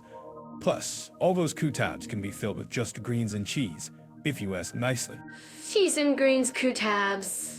Okay, I'm officially adding Azerbaijan to my vegetarian food tour list. So, overall, would you say the food cultures are more similar or different? That's the million-dollar question, isn't it? They share some core elements, the love of meat, herbs, hospitality. But they also have distinct flavors and dishes that make them unique. It's like the siblings who grew up in the same house but developed their own personalities. Siblings in the kitchen? I love that analogy. So, if someone's planning a trip and is a foodie, are Armenia and Azerbaijan must-visit destinations? For adventurous eaters, it's a fantastic culinary journey. Just be prepared to loosen your belt a few notches. And maybe pack some antacids just in case you overindulge in all that deliciousness. Antacids and stretchy pants. Noted. Well, Leah, my stomach is rumbling now. I think this food talk has made me seriously hungry. Maybe we should wrap this up and go grab some, well, maybe not Korovadizi and Quatba right now, but definitely something tasty. Agreed, Mira. My stomach is staging a protest. Let's find some food before I start describing Armenian GHA Palma. Pumpkin stuffed with rice and dried fruits that might just send me over the edge. And for our listeners, if you're craving a culinary adventure, check out Jadal Fayad for travel tips to Armenia and Azerbaijan. You might even find some recipes there to try at home. Recipes on Jadalfay. Even better. So you can start your food journey before you even pack your bags. Wow. And if you enjoyed our chat about food, don't forget to like this podcast on YouTube and subscribe for more delicious comparisons. Until next time, happy eating, everyone. Our current topic. We compare the historical, cultural, and artistic values of two countries, from ancient landmarks to thriving art scenes and deep-rooted traditions. It's quite the journey, isn't it, Leo? Journey is right, Mira. Journey is right, Mira. More like a historical roller coaster, I'd say. You know, when you think about Armenia and Azerbaijan, it's like opening the treasure chests filled with ancient secrets and, let's be honest, maybe a few dusty jokes history forgot to tell. So, let's start unwrapping these treasures, shall we? Armenia, for instance, boasts being one of the oldest Christian civilizations. Talk about setting the stage early. Wow. Setting the stage. They practically built the theater. Being first is always a good flex, right? It's like saying, we were Christian before it was cool. Imagine the ancient Armenian memes they could have created. Memes in ancient times. Now that's a podcast episode idea. But seriously, their monasteries like G Ardent V, perched on cliffs, are breathtaking. It's like they wanted to build closer to heaven, literally.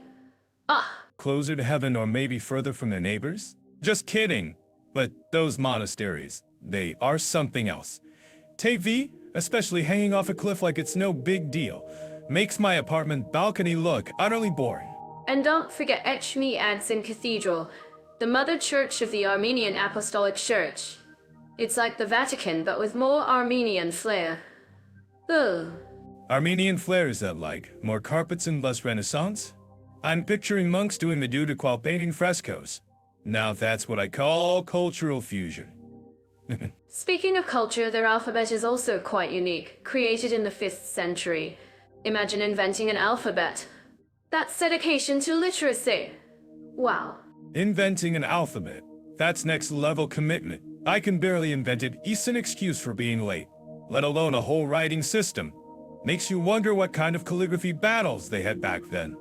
My is mightier than your bee. And then there's KH cars, those intricately carved crossstones. They're like outdoor art galleries scattered across Armenia. Each one tells a story, a silent testament to history. Silent storytellers, I like that. KH cars, yeah, KH cars, yeah. They're like the ancient Armenian version of leaving a like on a historical monument.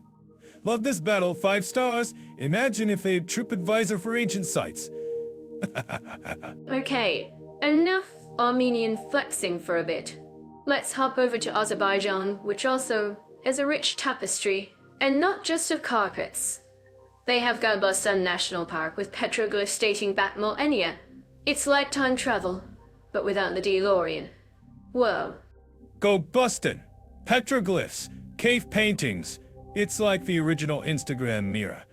Ancient Azerbaijanis were just showing off their hunting skills and cool stick figures way before hashtags were a thing. Ancient arcade life. And Baka's old city, or Ashuri Shihar, is a UNESCO site with the Maiden Tower and Shurban Shah's Palace. It's a maze of history right in the heart of a modern city. Intriguing, right? Intriguing in the maze? Sounds like my kind of city. I love getting lost, especially in history. The Maiden Tower. Is there a story about a maiden? There's always a maiden in these towers, isn't there? It's like a historical job requirement. Well, there are several legends, actually. But moving on, Azerbaijan is also known for its mughem music, a complex and soulful form of traditional music. It's like the blues, but with a Caspian twist. Mughem music. Soulful, complex. Caspian blues. Sounds like the soundtrack to a very intense historical drama. I bet it's perfect for dramatic stares into the distance while contemplating ancient empires. And let's not forget Azerbaijani carpets. They are world renowned for their intricate designs and vibrant colors. It's like walking on art, literally. Wow. Carpets. The original Azerbaijani social media. They're not just rugs, Mira, they're like woven status updates. Just conquered a kingdom. Check out my new carpet. Imagine the carpet selfies. You're on fire today. You're on fire today. Leo!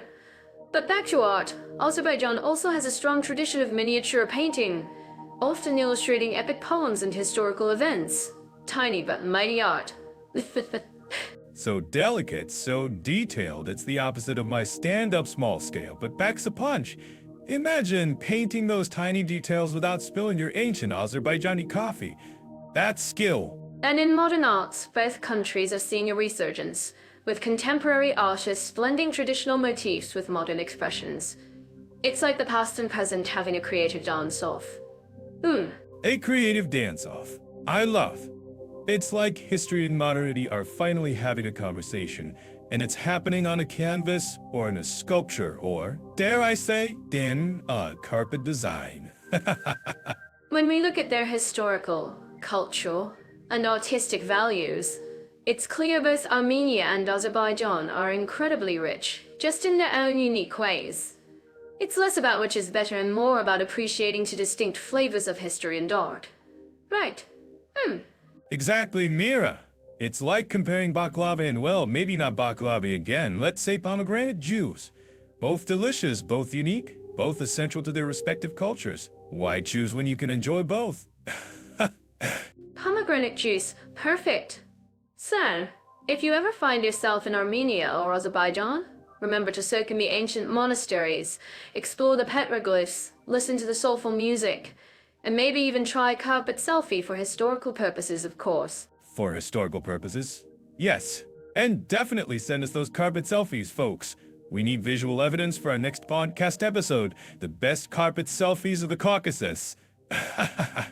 This has been another deep dive, Mira. No, maybe less deep and more whimsically historical. Whimsically historical is our new podcast genre, Leo. And I think we just aced it. Until next time, dear listeners, keep exploring and keep laughing. Bye for now. Bye, everyone. And remember, history is always funnier when you imagine the memes. Our current topic. We compare the natural beauties and landscapes of two countries. From stunning mountains to serene coastlines and rare ecosystems, we explore their scenic wonders. Ooh! Scenic wonders, huh? Sounds fancy, Mira. Are we going to start quoting poetry now? But seriously, when you say natural beauty and landscape, my mind immediately goes to mountains. And guess what? Both Armenia and Azerbaijan are like, oh, yeah, we do mountains. Mountains are like nature's skyscrapers, Leo. Wow. And Armenia, nestled right in the Caucasus, is practically showing off with its highlands. Think dramatic peaks, steep gorges, and then BAM. You get Lake Seven sparkling like a giant's, a fire in the middle of it all. It's like nature decided to play a game of most picturesque and Armenia showed up with cheat codes. Sapphire lakes and dramatic peaks. Mira, you're making it sound like a fairy tale. Azerbaijan is no slouch in the mountain either, you know. The Caucasus Mountains don't just stop at Armenia's border. They keep going, and Azerbaijan gets its fair share of those majestic views. Plus, they have the Greater Caucasus and the Lesser Caucasus. Talk about mountain redundancy. Mountain redundancy. Love it. Leo. But speaking of water features, Armenia's Lake 7 is HUGE, right? It's one of the largest high-altitude lakes in Eurasia, I read. Imagine chilling by that crystal clear water, surrounded by monasteries that have been there for centuries. Wow, it's like history and nature had a baby, and it's gorgeous. Monasteries and sapphire lakes. Okay, Armenia, you're winning the spiritual retreat category. But Azerbaijan has the Caspian Sea coastline. Beaches, salty air, maybe even a chance to spot a sturgeon if you're really lucky. Or unlucky, depending on how you feel about fish with whiskers. Coastlines add a whole different vibe, Mira. Fish with whiskers. You always know how to make things sound interesting, Leo. But beyond mountains and lakes and seas, Armenia has these incredible volcanic landscapes too. Imagine ancient volcanoes, now dormant, shaping the terrain. It's like walking on another planet, but with better coffee, probably. Better coffee, always a selling point for you, Mira. But you're right, volcanic landscapes are cool. Azerbaijan's got some unique geological stuff too, though maybe less volcanic and more muddy. They have mud volcanoes.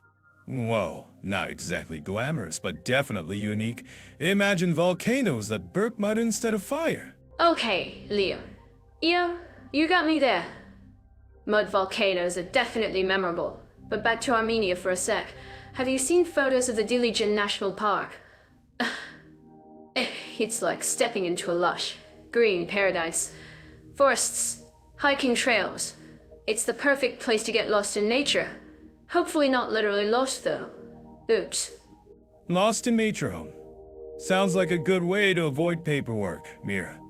But Azerbaijan has national parks too. They've got places like Goygeol National Park with its stunning lakes and forests. And then there's the Shervan National Park, which is totally different. It's semi-desert with gazelles. Gazelles, Mira. They're like the supermodels of the animal kingdom. Gazelle supermodels in a semi-desert. Okay, Azerbaijan, you're bringing the wildlife fashion show. But Armenia also boasts diverse ecosystems. From high-altitude meadows filled with wildflowers to semi-deserts and forests. It's like a nature buffet. Boom. You can hike through different landscapes in a single day, almost. Nature buffet. I like that, Mira. And Azerbaijan has its own ecological variety. Think about the Caucasus Mountains turning into plains and then coastline. They have 9 out of the world's 11 climate zones. 9. Whoa, it's like they couldn't decide what kind of nature they wanted, so they just said, yes, all of it. 9 climate zones? Wow. That's almost greedy, Azerbaijan. But honestly, thinking about both countries, they both sound incredibly beautiful in their own ways. Armenia with its ancient volcanic highlands on Zun Sapphire Lake, and Azerbaijan with its Caspian coastline, mud volcanoes. In gazelle supermodels. It's like choosing between a dramatic opera and a vibrant dance performance. Opera versus dance. Well said, Mira. And for our listeners who are watching on YouTube, you can probably find some amazing visuals of these landscapes. Just type in Armenian landscapes or Azerbaijani nature and prepare to be amazed. And if you like what you see, Thanks!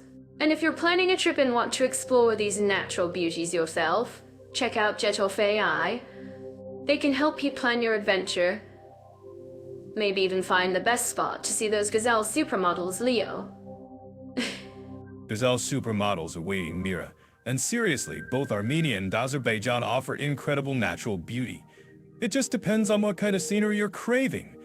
Mountains and ancient vibes. Armenia, coastlines and mud volcanoes, scenery. Azerbaijan? Why not, Leo? More nature, more more beauty, more jokes for us to make about it later. And remember, if you enjoyed this podcast and want to hear more comparisons, subscribe and let us know in the comments which countries we should compare next. Oh, and big thanks again to Jetov AI Explorations. So, I think they're making target of that. Absolutely. Thanks to Jetov AI, we can keep bringing you these comparisons. And who knows, maybe next time we'll compare the best hiking trails in Armenia and Azerbaijan. Though, Mira, maybe stick to the trails and avoid getting lost in nature. Oops. Hey, getting lost in nature builds character, Leo. And comedic material. But yes, folks, until next time, keep exploring, keep laughing, and keep enjoying the natural wonders of our amazing planet. Bye for now. Our current topic, we compare sports, activity, and adventure options into countries. From celebrated national sports to daring outdoor pursuits and active LIF. Sports, activities, and adventures. Finally, something that gets the blood pumping more than my morning coffee. So Armenia and Azerbaijan, let's see which country wins the gold medal in well fun. I love it. Leo, Let's dive right in. When you think of Armenia, maybe the first sport that pops into your head isn't exactly extreme. But they are super passionate about chess. It's practically a national pastime. Wow. Chess? National pastime. Sounds intense. I mean, I get it. Strategic thinking, outsmarting your opponent. But adventure-wise, the most thrilling thing is probably when someone dramatically slams their piece on the board. Still, brain power is a kind of sport, I guess. Exactly. It's like mental gymnastics, Leo. And they are seriously good. Armenia has produced some of the world's top chess grandmasters. It's a huge source of national pride, and kids grow up learning chess from a young age. Ugh. Imagine those intense school chess tournaments. School chess tournaments. Sounds like the opposite of dodgeball. Less chance of getting a black eye, more chance of getting a really furrowed brow. But, hey, gotta respect the dedication. Maybe we should challenge them to a podcast host chess match. Oh, Neo, you and your train wrecks. But you know what else Armenia has that's pretty cool? They are nestled in the Caucasus Mountains, which means amazing opportunities for hiking and skiing. Wow. Mountains, you say? Now we're talking. Hiking, skiing much more my speed. Though, in picturing myself trying to ski in the Caucasus and ending up looking like a caffeinated yak on ice. Oops. Still, the views must be incredible. Think stunning mountain landscapes, ancient monasteries perched on cliffs, fresh air, oh. For hikers, there are trails full levels from gentle strolls to challenging climbs. And in winter, there are ski resorts that are becoming increasingly popular. Ski resorts? Huh. Maybe I could trade in my stand-up mic for ski poles for a day. Imagine the comedy gold if I tried to teach myself to ski and here, folks, is Exhibit A of human clumsiness in its natural habitat. But seriously, it sounds like a beautiful place to get active. It really is. And speaking of beautiful places, let's hop over to Azerbaijan. They also have the Caucasus Mountains, so you'll find similar hiking and mountain activities there too. Okay, Caucasus Mountains Part 2. Are we talking like mountain off between Armenia and Azerbaijan? Our mountains are higher. No, ours have better snow. I wonder if they have mountain bragging rights. Maybe a little friendly competition? But Azerbaijan also boasts the Caspian Sea coastline, so you can go from mountain adventures to beach relaxation in the same country. Wow. Caspian Sea beaches, huh? Beaches are very good, especially if they have those little beach bars with questionable cocktails and even more questionable music. Wait, are we talking about active adventures or just beach lounging now? Well, beach lounging can be an activity. Relaxation is important for well-being, Leo. But you can also find water sports along the Caspian coast, like windsurfing and kitesurfing, depending on the area. Ew. Windsurfing and kitesurfing, okay, now we're back in the adventure zone. Though, me on a surfboard, picture a seal trying to balance a coffee cup on its nose. That's probably me. Oops. But hey, I admire people who can actually do that stuff. And Azerbaijan is also known for its mud volcanoes. Now that's a unique adventure activity. Wow. Mud volcanoes made of mud? Is that even a thing? Sounds like something Wile Coyote would invent to catch the Roadrunner. Is it messy? Is mud, Leo. But they are fascinating natural formations. You can even visit some and, you know, maybe even take a mud bath if you're feeling adventurous and don't mind getting a little earthy. Mud bath. Oh, okay, and drawing the line at mud baths. I prefer my adventures to be slightly less geological, though. I can see the appeal for some people. Come to Azerbaijan and get muddy. It's good for your skin. Maybe we should add that to our get off thing. Definitely. Get muddy in Azerbaijan, it's an experience. And for those who prefer less mud and more speed, Azerbaijan hosts the Formula One Azerbaijan Grand Prix in Baku. Wow. Thor, I think that we can conquer that. Formula One? Now that's fast-paced adventure. I can get behind that. Though, the closest I get to Formula One speed is probably when I'm rushing to get coffee before a show. But Baku hosting a Grand Prix? That's pretty impressive. It is. And it shows a different side of Azerbaijan. A modern, vibrant city hosting a major international sporting event. Oh!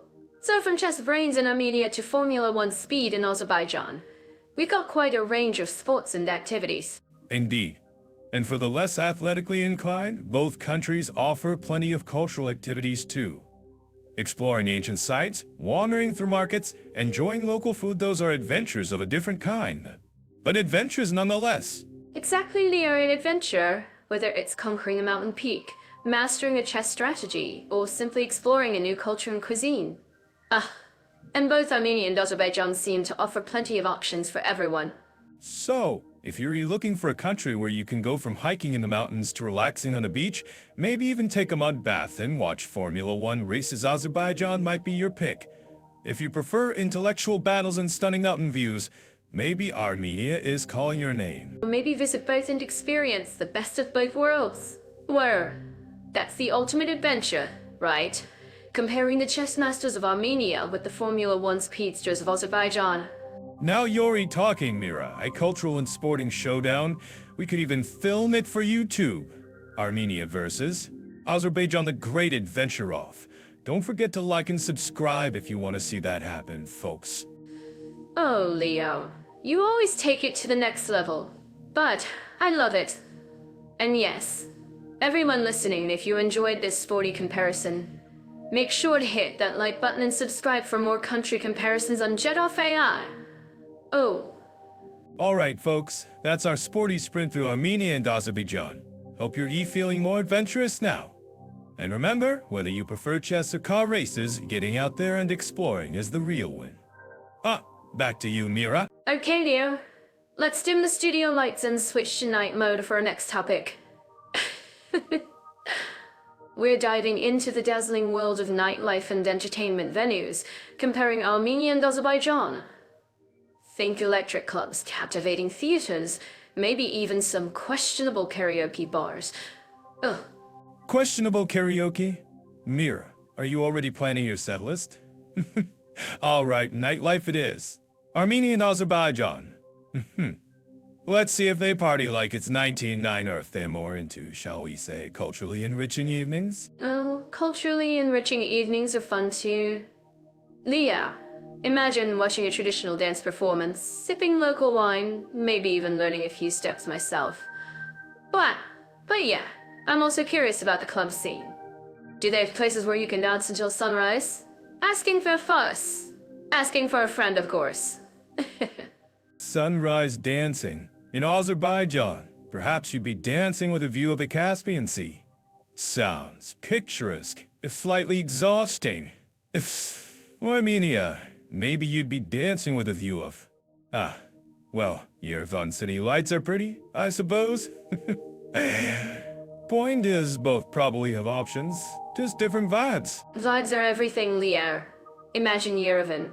Maybe cozy just clubs tucked away in old buildings, with loud music and a super chill atmosphere. Or perhaps Baku, with super modern, flashy clubs. Maybe even rooftop parties? Oh, I'm picturing myself in both scenarios already. Rooftop parties in Baku, potentially swanky. Jazz clubs in Yerevan, potentially smoky. Both sound like they require different outfits. One for dress to impress, the other for dress to, breathe comfortably in a slightly cramped space. Outfit changes needed. But that's part of the fun, right? Imagine starting the night in a Yerevan just club, all relaxed and sophisticated. And then maybe hopping over to a lively pub for some local beer and dancing? Oh. Variety's the spice of nightlife. Variety is indeed the spice. And speaking of spice, I wonder if Azerbaijani nightlife involves more tea houses than pubs. Maybe it's all about elaborate tea ceremonies followed by intense backgammon tournaments? Okay, maybe not that intense. Backgammon tournaments could be exciting too, Leo. Think of the drama, the tension, the strategic sips of tea. Wow, but I bet they have more than just tea houses. Maybe Baku has some cool bars with a modern twist, mixing traditional Azerbaijani elements with a trendy atmosphere. Oh. trendy atmospheres in Baku, I'm picturing places with like oil-themed cocktails. The Black Gold Martini, anyone? Or maybe a Caspian Sea breeze that tastes vaguely of fish? Oops, okay? Maybe I'm exaggerating. Fishy cocktails. Well, Leo, you're really pushing the envelope tonight. But hey, you never know. Maybe they're onto something. Though, personally, I'd prefer a pomegranate-infused drink in Armenia. Something fruity and festive. Ugh. Pomegranate drinks definitely more my speed. Less chance of accidentally ordering a seafood cocktail. Though, I'm sure both countries have their own versions of local spirits to try. Armenian brandy, Azerbaijani vodka research is needed. For journalistic integrity, of course. Research is absolutely essential. Especially the taste testing part. Maybe we should plan a nightlife research trip for Jet Off AI. Think of the content. Wow. Mira and Leo explore the nightlife of Armenia and Azerbaijan. It's got a ring to it. Nightlife research trip? Sponsored by Jet Off AI? Sounds like a tough gig, but someone's gotta do it. No. I'm slightly concerned about your research methods, Mira. Will they involve copious amounts of dancing and spontaneous karaoke? Spontaneous karaoke is just part of the immersive cultural experience, Leo. You have to embrace the local traditions, even if they involve slightly off-key singing. Plus, imagine the YouTube views. Leo attempts Armenian karaoke hilarious fail. Just kidding. Mostly. Hilarious fail videos, that's your specialty, isn't it? But alright, karaoke aside, what about other entertainment? Theaters, maybe? Armenia has a rich history. I'm guessing they have some impressive theater venues. Year of an opera theater for starters. Imagine seeing a ballet or an opera performance in such a grand setting. Wow. And I bet they have smaller, more intimate theaters showcasing local plays and dramas too. Culture galore. Culture galore indeed. And Azerbaijan, Baku's got that stunning Hayder Aliyev Center, which I believe hosts cultural events. Maybe not necessarily nightlife in the club sense, but definitely entertainment.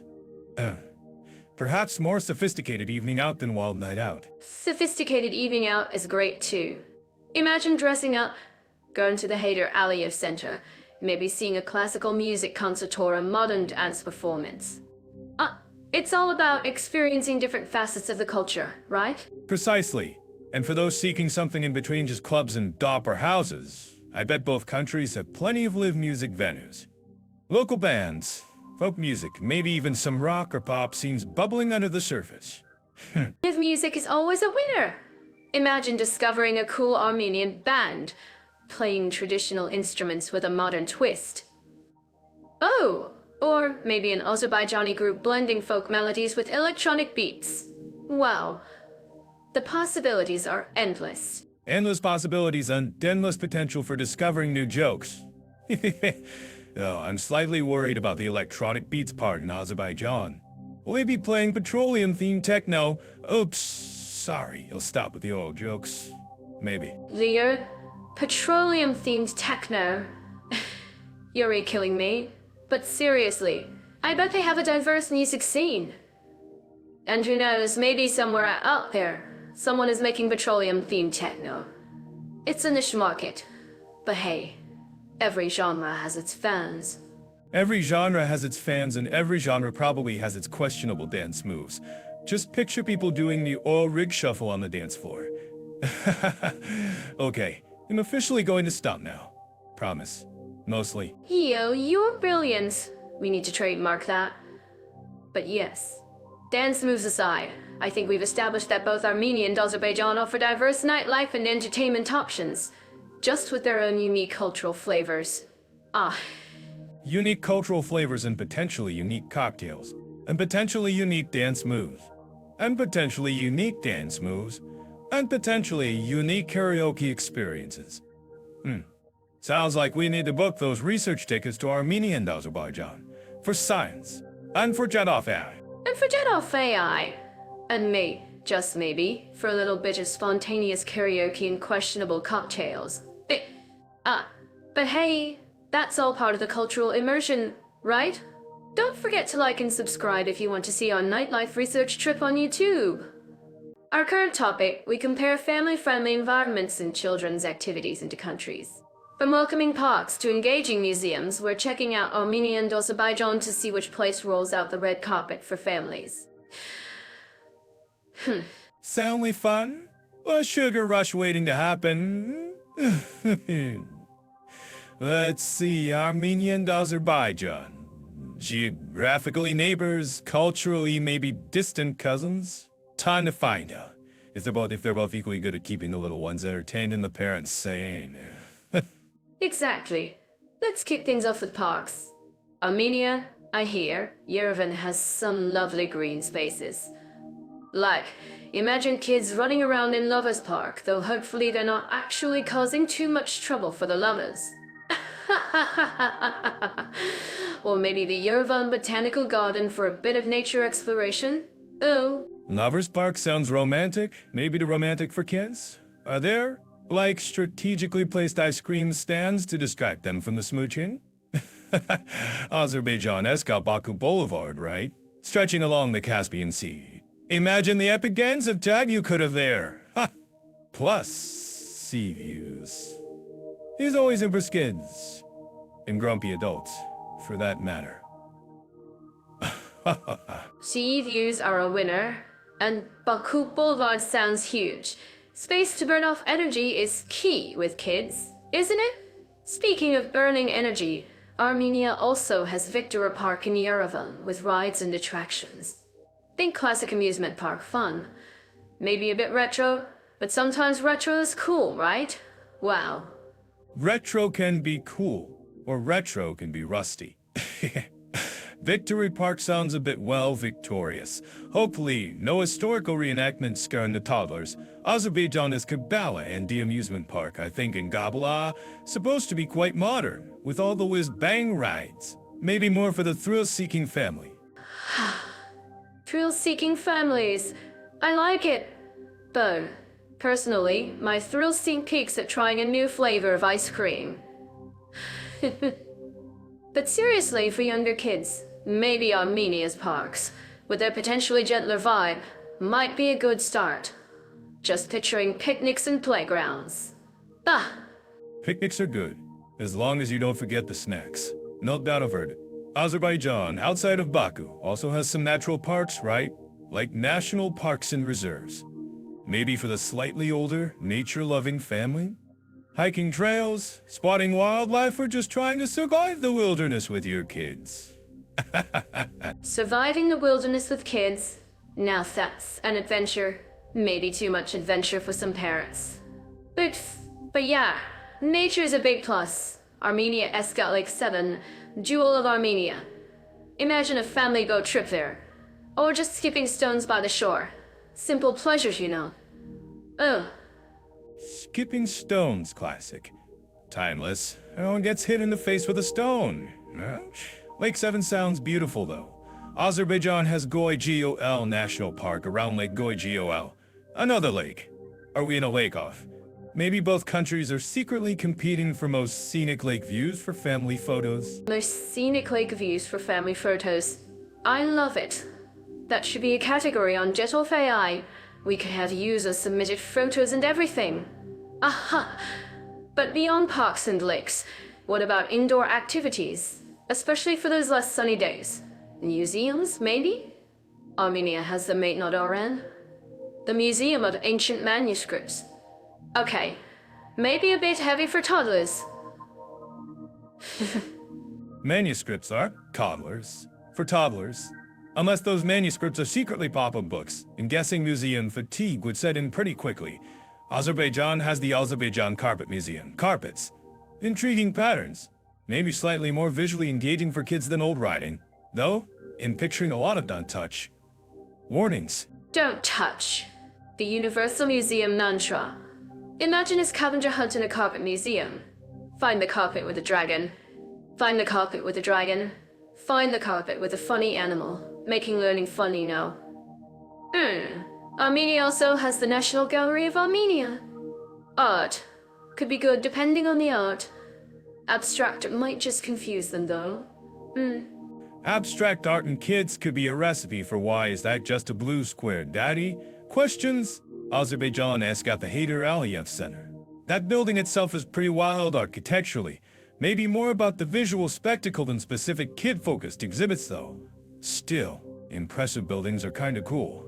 Wow. Impressive buildings are cool, especially if they look like they're from the future. Or a spaceship. Kids love spaceships. Aha! And speaking of visual spectacle, what about puppet theaters? Are those a thing in either country? Puppets are always a hit with the younger crowd, right? Puppets are universal. Armenia has the Yerevan State Puppet Theater. Classic. Can't go wrong with puppets. Azerbaijan, I think, also has a puppet theater in Baku. See? Also has a puppet theater in Baku. See? Both countries are playing the puppet card. Maybe they secretly coordinate their family entertainment strategies? Secret puppet strategy meetings. That. Maybe they're sharing tips on the best puppet materials and voice acting techniques. But seriously, puppet theaters are great. A nice, gentle, cultural experience. And usually not too long, which is crucial for kid attention spans. Attention spans of goldfish, those kids, good call. And what about zoos? Zoos are always family-friendly, right? Even if slightly ethically complicated these days. Armenia has the Yerevan Zoo. Lions, tigers, bears, oh my. Bears hopefully well-fed and happy lions, tigers, and bears. Zoos can be educational too, in a look but don't poke kind of way. Azerbaijan has the Baku Zoo. So, another zoo off. Are we going to have to compare animal enclosures next? Who has the happiest looking monkeys? Happiest monkeys. Another great category for Jedolf AI. User-submitted monkey happiness ratings. But seriously, zoos are a solid family outing. Kids love animals, even if they mostly just want to feed them popcorn, which you're probably not supposed to do. Oops! So, zoos, puppets, parks, both Armenia and Azerbaijan seem to have the basics covered. Definitely the basics. And maybe a bit beyond the basics too, with the national parks and interesting museums. It sounds like both countries are making an effort to cater to families, which is good news for anyone planning a trip with kids. Wow, maybe we should just declare it a tie in the family-friendly department. Hey, Tai! Let's dig a little deeper. What about cultural events and festivals? Do either country have any kid-specific festivals? Like and giant ice cream festivals? Or National Kite Flying Day? That would really boost their family-friendly score, whoa! National Kite Flying Day. Leo, you're speaking my language. Oh, I'm picturing a giant bouncy castle shaped like an ice cream cone right now. I'm not sure about kid-specific festivals in Armenia, Azerbaijan off the top of my head, but maybe that's something they could work on. Work on? Mira, are you volunteering to be the chief fun officer for Armenian Azerbaijan tourism boards? Because I think you'd be amazing at that job. Giant bouncy castles, ice cream festivals, you'd have those countries overrun with happy, sugar-fueled families in no time. I like the sound of that. Maybe I should add it to my Jet or Fayat high profile. Seeking chief fun officer positions globally. But yeah, maybe more kid-centric events would be the next step for both countries in the family-friendly arena. Still, from what we've discussed, it sounds like families could definitely find plenty to do and enjoy in both Armenia and Azerbaijan. Absolutely. Parks, museums, zoos, puppets, the building blocks of a successful family vacation are there. And who knows, maybe by the time our listeners visit, they'll have those ice cream festivals and giant bouncy castles too. One can only hope. For now, I'd say both Armenia and Azerbaijan get a solid family-friendly thumbs up. Just pack snacks. Lots of snacks. And maybe a good sense of humor for the parents. But yes, thumbs up to both. Another travel mystery solved, thanks to our incredible podcast and the amazing Jedolf Faye. If you liked this episode and want to see more of our country comparisons, make sure you like and subscribe on YouTube. It helps us keep bringing you the fun, and keeps the studio coffee machine running. And if you're planning a family trip to Armenia or Azerbaijan, or anywhere else for that matter, Jet Off AI is your go-to for all the travel intel you could possibly need. Seriously, check it out. It's way more helpful than listening to me ramble on about bouncy castles. Let's chat about something super important, friends. LGBT friendliness in Armenia and Azerbaijan. It's a topic that really shows how different places can be, you know. LGBT friendliness? Sounds like we're about to unpack it of cultural worms, Mira. But hey, someone's gotta do the dirty work, right? Hey, let's see if these two are throwing a rainbow party, or if it's more of a beige gathering. Starting with Armenia. It's kind of like dipping your toe in the water, but the water's still pretty chilly. They did decriminalize same-sex relations way back when, which is something. But that's kind of where the party stops for now. Decriminalized, huh? That's like saying we removed the do not enter sign, but we're not exactly rolling out the welcome mat. So, no same-sex marriage, no civil partnerships. Sounds like the legal side is pretty much a desert. And socially, imagine walking into a room and everyone's politely ignoring the elephant in the corner. That's kind of the vibe. Social acceptance is, let's just say, room for improvement, shall we? You might not get stones thrown at you in the street, but holding hands with your partner? Probably not a grand idea in many places. Right, subtlety is key. Blend in and maybe, just maybe, no one will notice you're not fitting the traditional mold. Got it. So Armenia is playing it cool under the radar. What about the radar? Is it a similar shade of beige, or are we venturing into camouflage territory? Oh, Azerbaijan is a whole different ballgame, Leo. Think of Armenia's chilly water. Azerbaijan is like frozen solid. It's not just chilly, it's an ice age. Wow, legally speaking, there's nothing protecting LGBT folks. And socially. Frozen solid. Ouch! So, if Armenia is a polite ignoring of the elephant, Azerbaijan is actively trying to hide the elephant in the freezer, hoping it'll just disappear? Sounds like social acceptance is less of a spectrum and more of a flat line. And it's not just social awkwardness, unfortunately. There have been reports of, less than friendly treatment, discrimination, even violence. Ouch! It's a really challenging situation for LGBT people there. Violence? Yikes. Suddenly beige gathering sounds like a rave compared to that. So, while Armenia is lukewarm at best, Azerbaijan is actively hostile. We're not talking about pride parades in Baku anytime soon, are we? Pride parades in Baku? More like pride hiding in your apartment. No one knocks on the door, parades. They're definitely not painting the town rainbow colors. Let's put it that way. Right. So, if you're planning a romantic getaway with your same-sex partner, maybe skip Azerbaijan. Unless your idea of romance is extreme stealth and constant vigilance. Armenia might be a slightly less stressful option, but still pack your invisibility cloak. Invisibility cloak is definitely the accessory of the season for both places, sadly. It really highlights how different countries can be, even when they're neighbors. One is cautiously dipping a toe, the other is building an ice fortress. Whoa. Ice fortress is a great way to put it. So, to sum it up for our listeners who are packing their bags and wondering where to find the friendlier rainbow vibe, neither of these is exactly a gay mecca. Understatement of the century, probably. Understatement indeed. But hey, awareness is the first step, right? Maybe by talking about it, by shining a light, things can slow to change. One tiny rainbow brick at a time. Ooh, we can always hope, right? Alright, Leo. Speaking of feeling at home, let's chat about topic number 20. Hospitality and attitudes towards foreigners. Because let's be honest, feeling welcome can make or break a trip, right? Absolutely, Mira.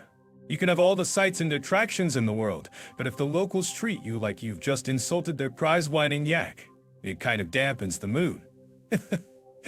So, Armenia and Azerbaijan? Let's see who rolls out the welcome mat more enthusiastically. Well, from what I've heard, both Armenia and Azerbaijan have reputations for being pretty hospitable.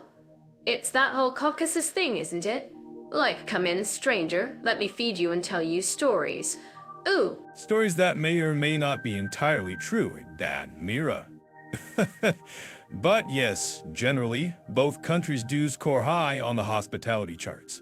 In Armenia, you often hear about this deep-rooted tradition of welcoming guests. It's almost like an unspoken national sport. I read somewhere that in Armenia, if you're a guest, you're practically royalty. Like, they'll offer you the best seat, the best food, maybe even their firstborn child. Okay, maybe not the child. But you get the idea. Let's hope not the child, Mira. That might get awkward. But yeah, Armenian hospitality is legendary. They pride themselves on it. Expect to be offered copious amounts of food and drink, often unsolicited. It's their way of showing warmth, even if your stomach is about to stage a revolt. Oh, stomach revolts. Oh, stomach revolts are just part of the adventure, Leo. And it's so lovely, isn't it? Like, you're not just a tourist, you're an honored guest. Makes you feel all warm and fuzzy inside. Fuzzy and possibly full to bursting, Mira. Don't forget the food quantity. But in Azerbaijan, it's a similar vibe, though maybe with a slightly different flavor. Azerbaijani hospitality is also deeply ingrained, often tied to family and community values. I can imagine, like, you walk into a tea house in Azerbaijan, and suddenly you're surrounded by friendly faces offering you endless cups of tea and sweets. Sounds delightful. Delightful and potentially diabetic, Mira. Me. But yes, tea is definitely a central pillar of Azerbaijani hospitality. It's a social ritual, a way to connect and welcome. And they're usually quite keen to chat with foreigners, especially in less touristy areas. Because sometimes you go to a place and you feel like just another walking wallet.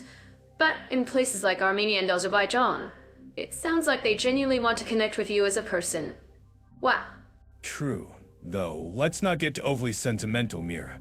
It's not entirely altruistic. A happy tourist is more likely to spend money and spread positive word of mouth. It's good for business too. But the warmth is definitely there. I'll give them that. But even if there's a little bit of business savvy mixed in, the genuine warmth is what counts, right? And I think for solo travelers, especially women, feeling safe and welcome is especially important. So I think happy to encounter Barrett. Absolutely, safety and welcome are key. And in both Armenia and Azerbaijan, generally, travelers report feeling safe and treated respectfully. Of course, like anywhere, you need to be aware of your surroundings and use common sense. Common sense is always in style, darling. But it's good to know that overall, the vibe is positive. And what about attitudes towards foreigners in general? Are they curious? Indifferent? Indifferent? Secretly plotting world domination with us? Whoa.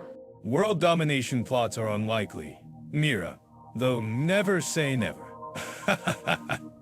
Generally, I'd say there's a good level of curiosity in both countries, especially from older generations who might be less exposed to international travel. Younger folks are usually more cosmopolitan, but still interested to hear your stories. Oh, I love curious people. It makes for such fun conversations. Like, you can end up chatting for hours about everything and nothing. Hours that could have been spent sightseeing, Mira, but point taken. And in more rural areas, that curiosity can be even more pronounced. You might find yourself being invited into homes for impromptu meals or tea, simply because you're a foreigner and they're interested to learn about you. See, Leo, adventures waiting around every corner. That's what makes travel so exciting. Oh, it's those unexpected moments of connection that really stick with you. Unexpected moments that can also lead to unexpected digestive issues, Mira, but, and again, point taken. Definitely a strong suit for both Armenia and Azerbaijan. Attitudes towards foreigners, generally positive and curious. Sounds like a win-win for the visitor, as long as they pack their appetite in a phrase book. Maybe some stretchy pants. But seriously, it sounds like both countries really know how to make you feel at home, even if you're thousands of miles away from your actual home. That's such a lovely thought. Lovely and slightly over-romanticized, Mira, but you'll let you have this one?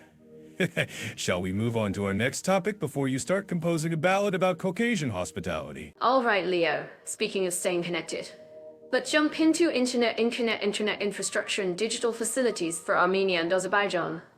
It's not exactly the most glamorous topic, but hey, in today's world, is there anything more essential than a strong Wi-Fi signal? Yeah, right, Mira. Nothing screams modern civilization like arguing with your router. So, Armenia versus Azerbaijan in the digital arena. I'm picturing a tech showdown who's got the faster bytes and fewer buffering circles. For Armenia, they've actually made some impressive strides in tech, especially considering they're not exactly the biggest country. I hear Yerevan, the capital, is buzzing with startups and tech hubs. It's like they're trying to become the Silicon Valley of the Caucasus. Wow. Silicon Valley of the Caucasus, you say? Oh, sounds ambitious. I bet their internet speeds are faster than my jokes land sometimes. Azerbaijan, on the other hand, being richer and all, might be throwing money at fancy digital infrastructure. Let's see if cash translates to clicks. Well, Azerbaijan has been investing heavily in infrastructure, that's for sure. They've got some serious fiber optic networks rolling out, aiming to connect even remote areas. It's like they're saying, even grandma in the mountains deserves to binge watch cat videos in HD. Ooh. Grandma binge watching cat videos in HD that's a sight I'd pay to see. But seriously, good internet access is a game changer. Are we talking about speeds that let you download a movie in minutes? Or are we still in the make a cup of coffee while it loads era? From what I've gathered, both countries are pushing for faster speeds. Armenia has been focusing on mobile broadband, making sure you can stream and scroll on your phone pretty much anywhere. Think of it as Instagram-able internet ready for your selfies and stories on the go. Instagram-able internet. Love it. So, picture this, you're hiking in the Armenian mountains, breathtaking views, NBAM, instant Instagram story, flawlessly uploaded. Meanwhile, in Azerbaijan, maybe you're at some futuristic skyscraper in Baku, and the Wi-Fi is so fast, it's practically teleporting to you. I like your style, Leo. And it's not just about speed, right? It's about access and affordability too. Are these digital goodies available to everyone? Or just the tech-city city folks? Good point, Mira. Digital divide is a real thing. Are we talking about internet for the masses, or just for the elite few who can afford the premium packages? I hope it's not like ordering a pizza you pay extra for the good toppings, and everyone else gets the crust. Hopefully not just crust internet. Both countries are working on digital inclusion, trying to bridge that gap. Armenia is focusing on digital literacy programs, teaching people how to use the internet and online tools. It's like Internet 101 from students to seniors. Internet 101, that's actually really important. It's no good having super fast internet if people don't know how to use it beyond checking their emails and liking our YouTube podcast. Which, by the way, if you're watching on YouTube, give us a like. Exactly, Leo. And Azerbaijan is also investing in e-governance, putting public services online, making things more efficient and accessible. Think less bureaucracy, more online forms hopefully, fewer paper cuts and more digital clicks. Digital clicks instead of paper cuts sounds like progress to me. Though, I'll miss complaining about bureaucratic paperwork, it's comedy gold. But seriously, e-governance is a smart move. Makes life easier for everyone. Definitely easier. And when it comes to innovation, both countries have got some interesting things happening. Armenia, with its strong tech education, is fostering a growing IT sector. They're even getting into things like Iron Cyber Consortia. It's like they're building a digital army, but for good. Hopefully. Wow. Wow. A digital army for good. I like it. Cybercustody is crucial these days. Who knows, maybe they'll invent some super cool antivirus software that even blocks spam emails about princes needing my help to access their fortunes. And Azerbaijan is also pushing for tech diversification. They're trying to move beyond just oil and gas and build up their own digital economy. It's like they're saying, oil is good, but digital is the new black gold. Ooh, Digital is the new black gold. Catchy. So are we talking about tech parks, innovation hubs, the whole... Are they trying to lure in tech giants? Are they growing their own digital dragons? both actually. Azerbaijan is creating tech parks and offering incentives to attract both international companies and local startups. They want to be a regional tech hub, attracting investment and talent. It's like they're throwing a digital party and everyone's invited. A digital party? Hey, sounds like fun. Maybe they'll have robot bartenders and drone waiters.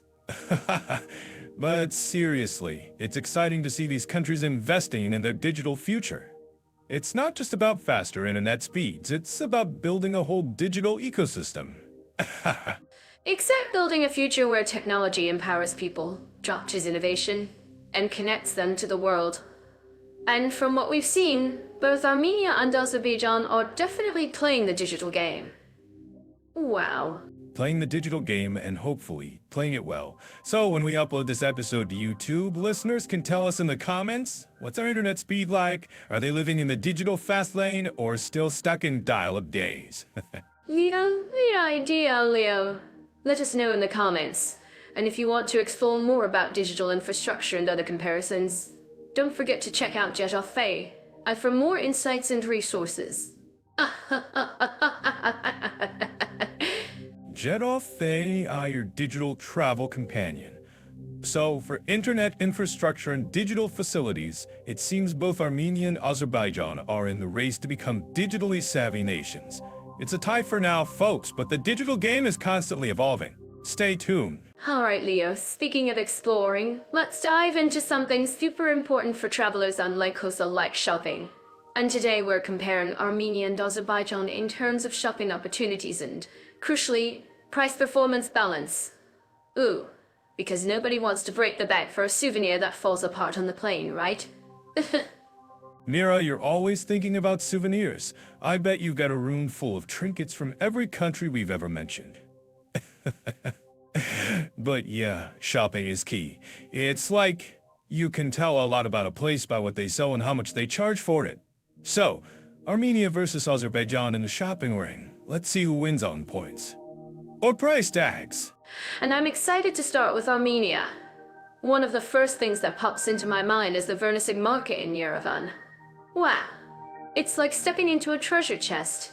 You can find everything from beautiful hand-made carpets and traditional crafts to Soviet Terra memorabilia.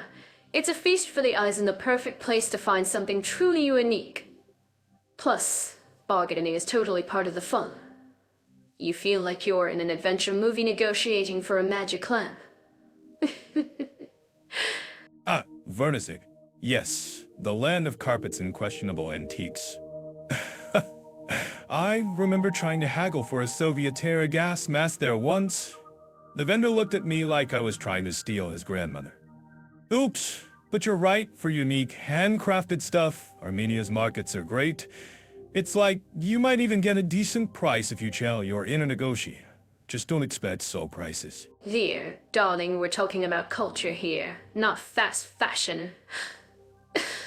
But on the other hand, if you're looking for more modern shopping experiences, Yerevan also has some decent malls popping up. Yerevan Mall is quite popular. Yerevan Mall is quite popular. And Real Mall too. They have international brands alongside local ones. So, if you suddenly realize you forgot you just need a dose of retail therapy, they've got you covered. Retail therapy in Yerevan. Sounds therapeutic.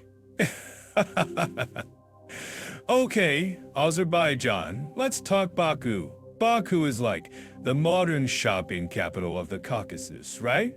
They've got these glitzy malls that could rival Dubai's like Port Bakum all in Dami's Mall. Wow, you walk in and it's all shiny floors and designer brands. If you're craving Gucci or Prada, Baku's your place. Not too much. But I get your point. Baku definitely has a more upscale shopping scene. But Azerbaijan isn't just about luxury brands, right? They also have amazing traditional bazaars, especially for spices, tea, and local produce. Imagine wandering through a vibrant Azerbaijani bazaar. The smells of saffron and cardamom fill in the air.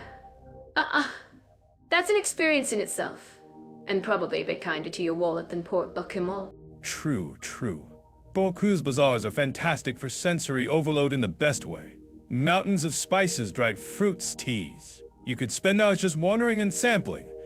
And yeah, much better for the price-performance balance we're talking about. You can get a bag of fragrant Azerbaijani tea for less than you'd pay for a fancy coffee in one of those malls. Smart shopping. Mira, smart shopping. Even you can be practical sometimes. And when it comes to price performance, I think Armenia shines in the handicraft and local goods departments. You can get beautifully made carpets, ceramics, and jewelry for really reasonable prices, especially if you buy directly from artisans or in smaller shops outside the main tourist areas. It's like getting a piece of art without emptying your bank account. Armenian handicrafts are definitely good value for money, I agree. You're getting something unique, often handmade, that tells a story. Versus, another mass-produced t-shirt from a global chain. Azerbaijan, price-performance-wise, it's a bit more mixed. The luxury stuff is definitely pricey, but you can still find good deals on things like textiles, spices, and local snacks. It's all about knowing where to look, I guess. And I think in both Armenia and Azerbaijan, if you're willing to venture a little off the beaten path, you can find amazing deals. Explore smaller towns, local markets, and craft workshops. That's where the real shopping gems are hidden, and where you get the best bang for your buck, and maybe a fun story or two to tell. Wow. Absolutely. The real shopping adventure isn't in the air-conditioned malls. It's in getting lost in a bustling bazaar, sipping tea with a vendor, and maybe accidentally buying a carpet that's way too big for your apartment. That's the price of a good travel story, Mira, and sometimes it's worth it. All right. What's next on our comparative shopping spree? All right, Leo. Let's dive into the world of festivals, concerts, and cultural events. The stuff that really makes a couple sing. Or in our case, maybe do a slightly off-key but enthusiastic karaoke rendition. Karaoke? Mira, are you planning to turn every cultural event into a spontaneous sing-along?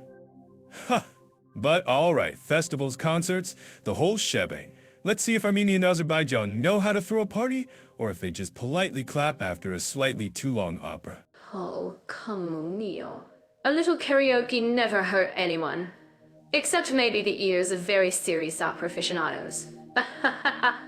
But seriously, cultural events are like the heartbeat of a place, right? It's where you see the real energy, the traditions, and maybe even some questionable dance moves. Oh. Questionable dance moves are my specialty, Mira. I consider it an anthropological study in motion. But yes, festivals and concerts, they are indeed a window into the soul of a nation. So, Armenia, Azerbaijan soul-searching time? Let's start with Armenia, shall we? I hear they have a thing for apricots, or is that just my breakfast craving talking? Apricots are definitely a thing in Armenia, Leo. But it's not just eating them. They have the Golden Apricot Yerevan International Film Festival. Wow. Image on walking the red carpet, maybe with a giant apricot costume. Now that's an entrance. Now that's an entrance. A giant apricot costume. Mira, you're giving me ideas I might regret later. A film festival, though. That's pretty standard. Every country seems to have one. Question is, do they actually show good films or just long brooding dramas about existential apricot angst? Theo, you're so cynical. I bet they have amazing films. And jazz. They have the Yerevan Jazz Fest. Imagine cool cats playing saxophones under the Armenian sun. Doesn't that sound fantastic? Oh. Jazz under the Armenian sun sounds less sweaty than jazz in a dimly lit basement. I'll give you that. Baku in Azerbaijan also has a jazz festival, by the way. The Baku Jazz Festival, by the way. The Baku Jazz Festival. Armenia versus Azerbaijan. Saxophones at dawn. I love it. Maybe we should get tickets and be the judges. Although, I'm not sure I can judge jazz. I mostly just clap enthusiastically and hope for the best. But Azerbaijan has more than just jazz, right? I heard about the Gabala International Music Festival. Sounds fancy. Wow. Gabala sounds like a dance move. Do the Gabala. But yeah, it's a classical music festival, I think. Fancy indeed. Probably less apricot costumes, more about eyes and serious faces. But you know it's not fancy, but definitely fun. And over usually Bayram in Azerbaijan. That spring festival with all the jumping over bonfires and sprouts and stuff. Whoa. Bonfires and jumping? Now, that's my kind of festival. Oh! Do they have fire jumping competitions? Because I think I could win, Alvair. Knowing me, it'd probably jump into the fire instead of over it. Oops! But seriously, spring festivals are the best. They're all about celebrating new beginnings and maybe a bit of controlled chaos. Controlled chaos is an oxymoron, Mira, much like your attempts at controlled dancing. But Novaruzi is pretty cool. They have all sorts of traditions, like setting up a semonite at Sweet Sprouts for good harvest. And there's lots of traditional music and dance, probably less fire jumping competitions. More like fire admiring from a safe distance. Fire admiring politely. Where's the fun in that? Leo, we need to encourage fire jumping competitions. Maybe for our Jet Alphaite team building retreat. Just throwing it out there. But Armenia has cool traditions too, right? Like Varda VAR, the water festival. Ooh. Var de VAR, the festival where everyone turns into a walking, talking water balloon. Yeah, that one's pretty famous. Basically, you walk outside in Armenia during Var de VAR, but you're eating soap. No exceptions. Prepare for water warfare, Mira. Excellent. I'm already picturing myself armed with water pistols leading the charge. It's like a giant citywide water fight. That sounds absolutely amazing. Definitely beats politely admiring fire from a safe distance. Ooh. Mira, you're going to declare war on the entire population of Yerevan with your water pistols. Just try not to accidentally short-circuit any expensive cameras while you're at it. Oops. But yes, Vada VAR is quite the spectacle. It's actually rooted in pagan traditions, related to love and fertility, but now it's just wetness.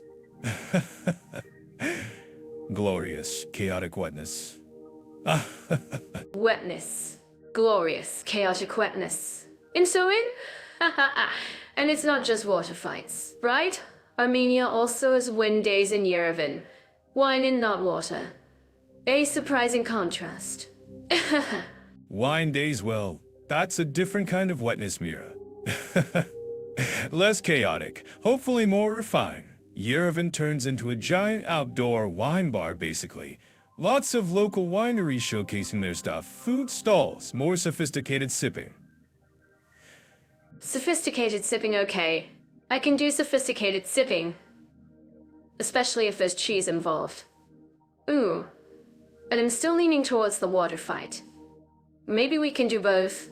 Wine in the morning, water fight in the afternoon. Best of both worlds. Mira, you're going to end up waterboarding yourself with wine. Let's stick to one type of wetness per day, shall we? But yes, wine day sounds like a good time. And for something a bit more theatrical, Armenia has Highfest International Performing Arts Festival. Sounds very highbrow. Highbrow. Perfect for when we want to feel cultured and sophisticated, and not just waterlogged and slightly tipsy. Performing Arts Festival. That sounds like it could be anything.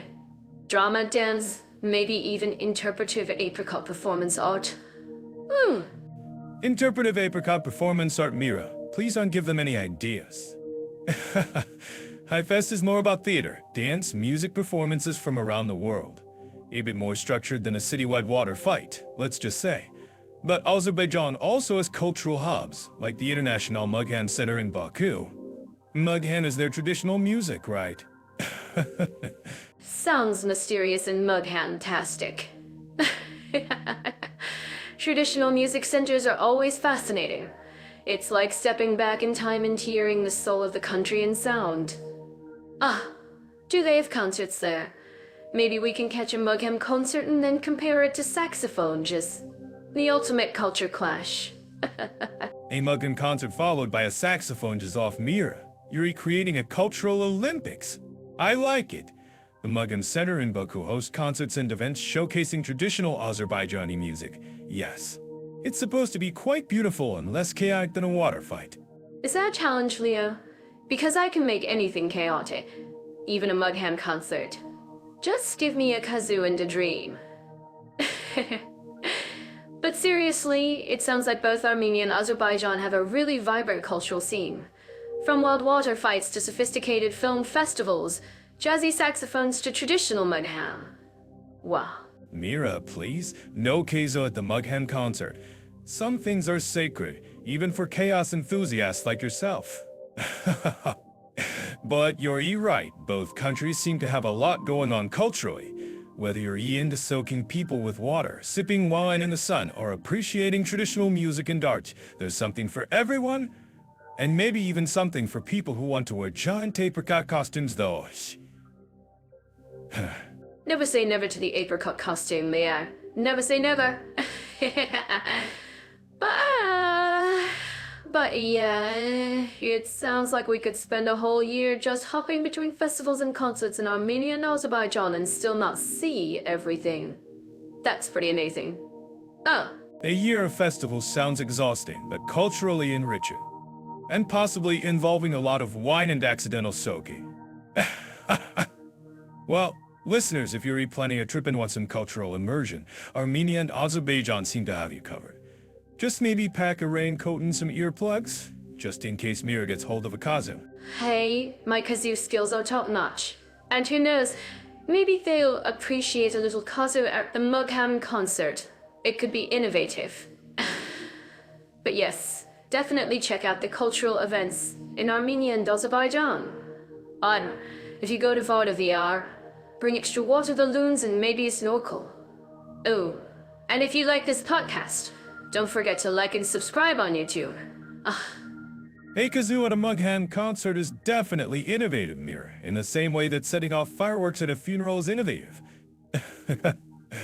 But yes, do check out the cultural scenes and definitely like and subscribe if you enjoyed our unique insights.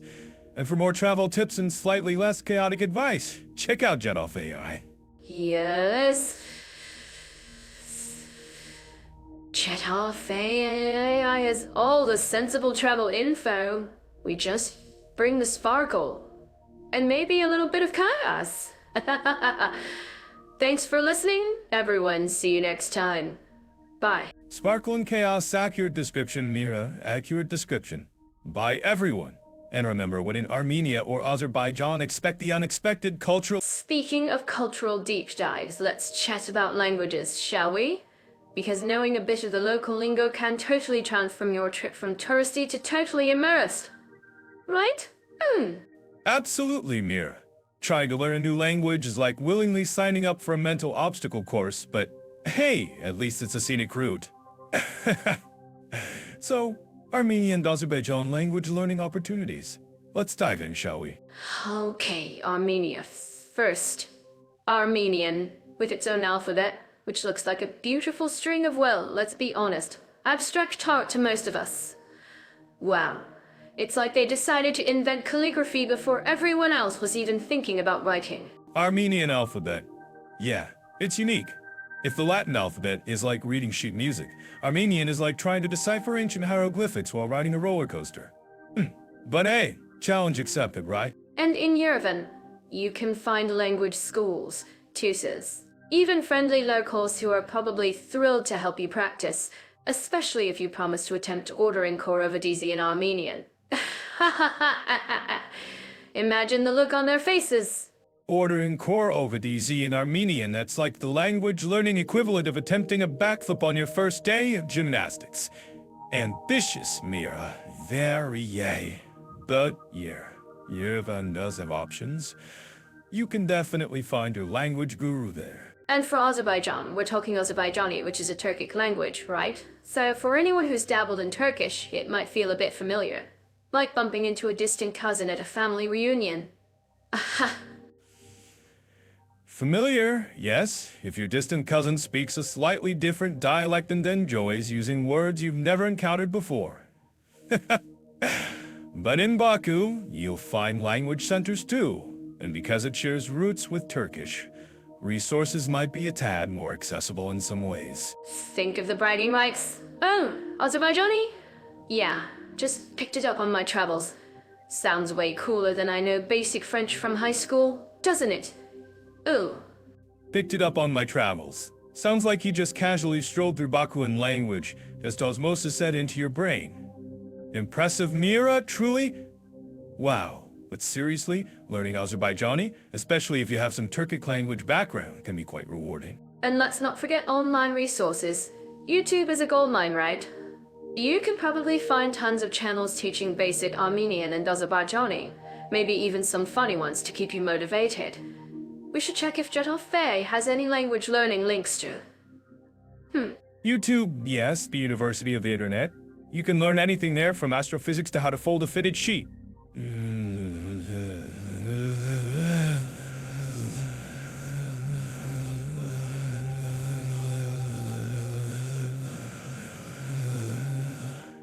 Let's be real, mastering a build a house with just all my tutorials and bricks. Hey! But it's a great start for sure. And Jetaf AI, always a good resource for travel tips and tricks. Wouldn't hurt to check. Ease of learning Armenian with its unique alphabet and Indo-European roots. Might be a bit more of a climb. Like scaling Mount Ararat itself. Well, but so rewarding when you reach the peak. Mount Ararat of language learning. I like that, Mir. And Azerbaijani with its Turkic connections might be a slightly gentler slope, more like a very scenic, slightly uphill walk in the park. Still requires effort, but maybe less oxygen needed. It's about your motivation, right? If you're super keen to understand ancient Armenian poetry or haggle like a pro in a Baku bazaar, you'll find a way. Passion trumps everything, even tricky alphabets and slightly bewildering grammar rules. So, if you're thinking of diving into either Armenian or Azerbaijani, go for it. And hey, document your linguistic adventures for you too. Maybe you'll become the next language learning sensation. Aha! Just remember to like and subscribe to our channel while you're at it. And don't forget to check out Jetaf AI for more travel inspiration and maybe, just maybe, some language learning secrets we haven't even discovered yet. Oh, who knows what Jetaf AI will unearth next? Wow. Our current topic, we compare safety and comfort for women travelers into countries. From harassment statistics to cultural attitudes and personal experiences, it's quite a journey to unpack, isn't it, Leo? Journey is one word for it, Mira. More like navigating a social minefield sometimes, depending on where you are and, well, who you are. And you know, for women especially, feeling safe and comfortable isn't just a bonus. It's kind of essential for actually enjoying a trip. No one wants to spend their vacation constantly looking over their shoulder. Ooh. True that. I mean, nobody wants to feel like they've wandered into a real-life action movie, except it's less heroic stunts and more dodging unwanted attention. Not exactly the holiday brochure vibe. So, let's dive into Armenia first, shall we? From what I've heard, Armenia generally gets a thumbs up for safety, even for women traveling solo. It's got that kind of vibe where you can wander around and mostly feel at ease. Mostly at ease is doing a lot of work there, Mira. It's not exactly utopia. But yeah, compared to some places, Armenia is relatively safe. Think European vibes with a bit of a Caucasus twist. You're less likely to encounter major crime, especially in touristy areas. Right. And in cities like Yerevan, you can walk around in the evening, enjoy the cafes, and soak up the atmosphere without feeling constantly on edge. That's a big plus. Wow. True, Yerevan is pretty chill, but let's not paint a rosy picture. Like anywhere, petty theft can happen, and you might get the occasional unwanted attention. Just gotta keep your wits about you, you know. Standard big city rules apply. Of course, common sense is your best travel buddy everywhere. But culturally, Armenia is generally quite respectful towards women, wouldn't you say? You don't have super strict dress codes or anything like that, which is always a comfort. Ah, Yeah, dress codes are pretty relaxed, especially in Yerevan. You won't get side-eyed for wearing jeans and a t-shirt, that's for sure. But outside the capital, things can get a tad more conservative. Just something to be aware of, not panic about. And I think Armenian hospitality really shines through. People are generally helpful. And if you're lost or need assistance, they're usually happy to lend a hand. That's a comforting feeling, right? Hospitality is definitely a strong point. They'll offer you food, drink, maybe their firstborn child. Okay, maybe not the last one, but they're generally welcoming. Just be prepared for lots of toasts if you get invited for dinner. Always a cultural experience. Now, shifting gears to Azerbaijan. What's the safety vibe for women revelers there? Is it similar or a different story? Different story, but not necessarily a scary story. Azerbaijan, especially Baku, is also quite safe for tourists, including women. But the cultural context is a bit different, being a Muslim-majority country. Right. Culturally different. So, what does that mean in practical terms for a woman traveling there? Are there things to be more mindful of? Well, dress codes are a bit more conservative, especially outside of Baku. Think covering shoulders and knees, especially in religious sites or more traditional areas. It's more about cultural respect than strict enforcement, but it's good to be mindful. Makes sense. Blending in a bit, showing respect for local customs. That goes a long way anywhere you travel, really. Exactly. And in terms of general safety, Baku is quite modern and well policed. You can walk around at night in central areas without too much worry. Again, common sense applies, but it's not like you're in a danger zone. Good to know Baku feels safe. What about outside of Baku? Are there regions where women travelers need to be extra cautious or prepared? Outside Baku, especially in more rural areas, things can be more traditional and conservative. While violent crime against tourists is rare, you might encounter more stares or unwanted attention, simply because you're a foreign woman. Unwanted attention, that's always a bit of a downer. Is it more like harmless curiosity, or something that could feel more uncomfortable or even harassing? Ash! It can range. Sometimes it's just curiosity people not used to seeing foreign women. Other times, yeah, you might get some catcalling or stares that feel a bit too intense. It's not the norm, but it can happen. Right, so being aware of your surroundings, maybe avoiding walking alone late at night in less populated areas, that kind of thing. Standard safety precautions, but maybe dialed up a notch. Yeah, exactly. And maybe dressing a bit more modestly outside of Baku could help reduce unwanted attention. It's about managing expectations and being culturally sensitive.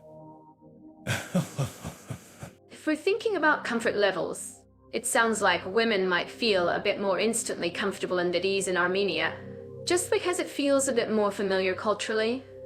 Would you say that's fair? F.A. Irish. Armenia's got that slightly more westernized vibe in the cities, which can be easier for some women travelers to adapt to initially. But Azerbaijan, especially Baku, is also working hard to be tourist-friendly and modernizing fast. Modernizing fast. That's key. And I guess personal experiences really vary. Some women might have amazing hassle-free trips in both countries, while others might encounter a few more bumps along the road. Totally, it's not a monolith. Individual experiences will always differ.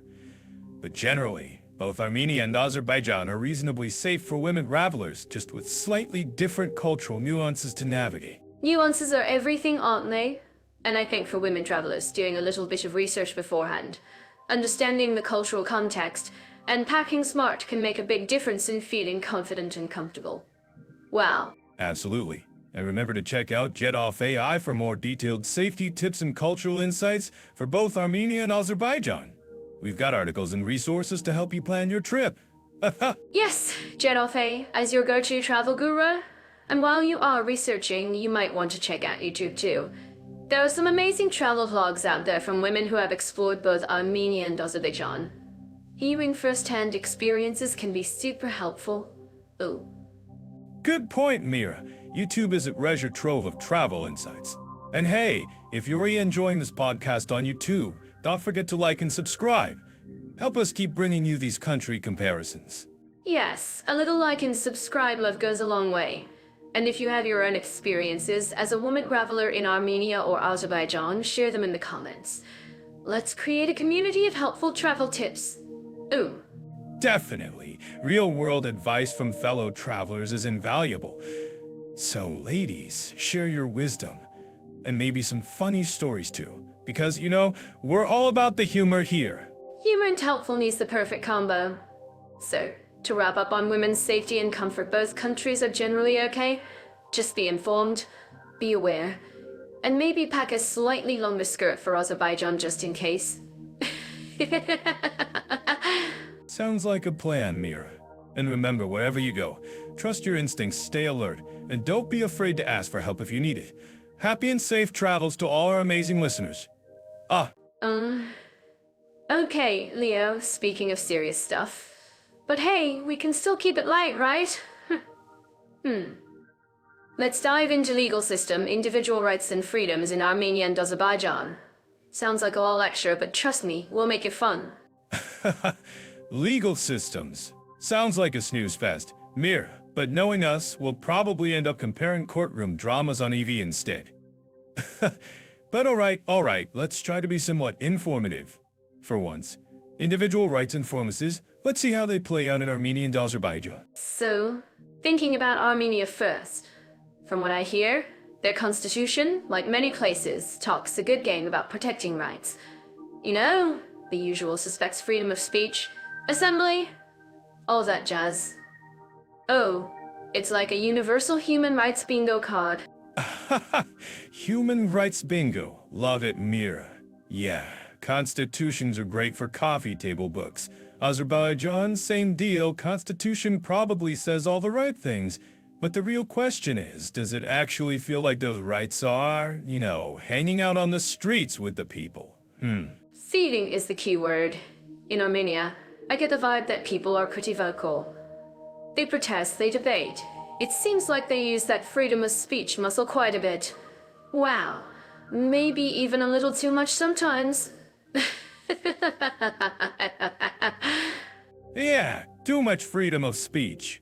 Is that even a thing, Mira? Sounds like a comedian's dream, actually. But yeah, Azerbaijan, it's got a reputation for being a bit more, shall we say, controlled in that department. Like, maybe freedom of speech is more of a suggestion than a right sometimes. Suggestive freedom. That's a new one. But seriously, you hear stories, right?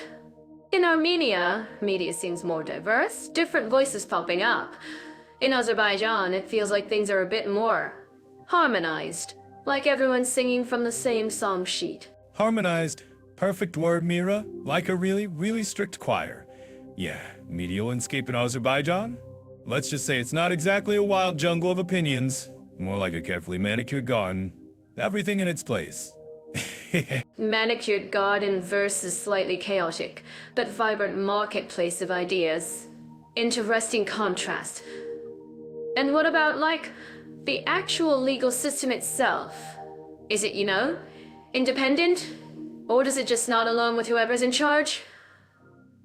Well, Oh, independent legal system. Sounds like a mythical creature, Mira. Like a unicorn, but with a gavel. In theory, both Armenia and Azerbaijan should have independent judiciaries. In practice, well, let's just say in some places, the scales of justice might be tipping a little, or a lot. tipping scales, not good for justice smoothies, right? Seriously though, it's about fairness, isn't it? If you get into trouble, you want to know you'll get a fair shake, no matter who you are. Does that feel like the reality in both places? Reality check time. In Armenia, they've been trying to reform things, clean up corruption, make the courts more trustworthy. It's a work in progress, let's be honest. Azerbaijan transparency and judicial independence, not exactly the first things that spring to mind. Transparency is like the opposite of hiding things, right?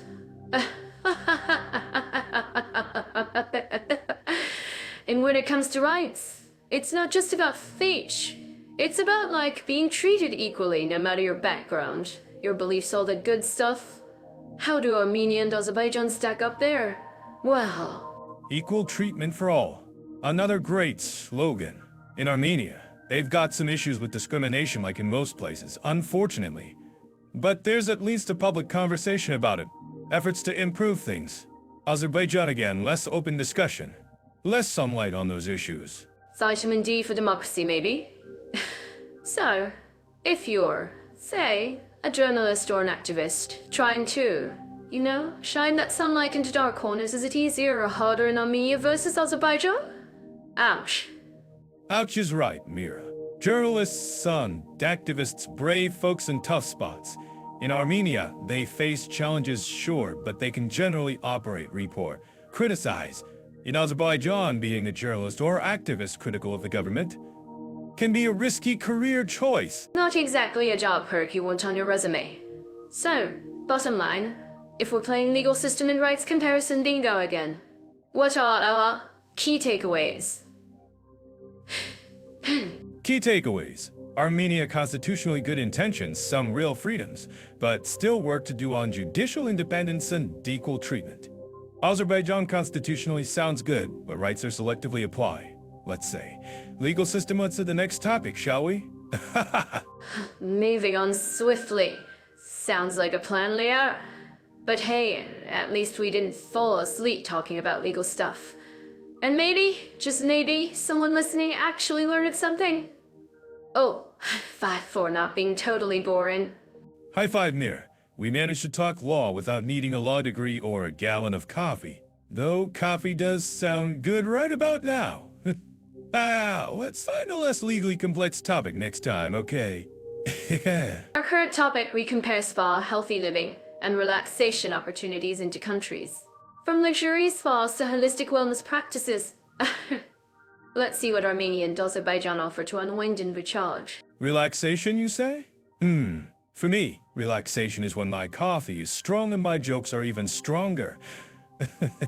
But Armenia and Azerbaijan spas.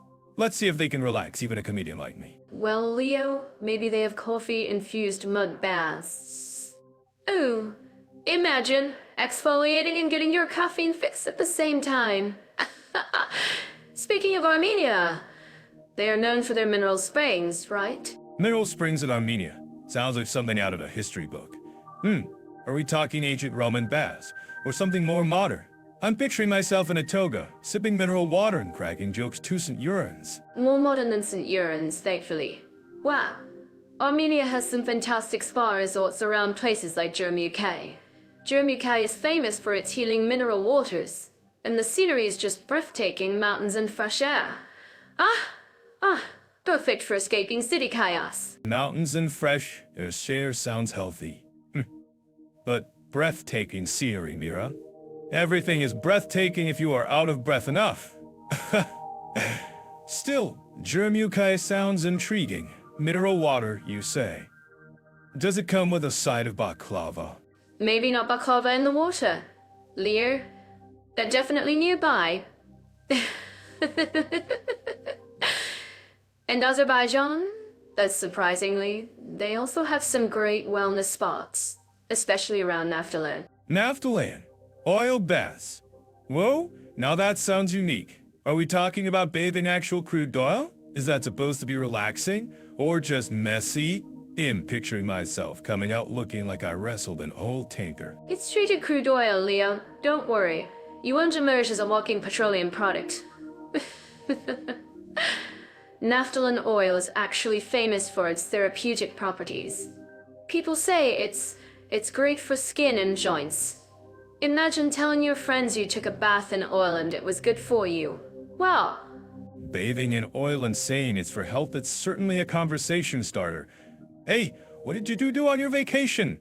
Oh, just soaked in some crude oil, feeling great. Okay, Naphthalene, you have my attention.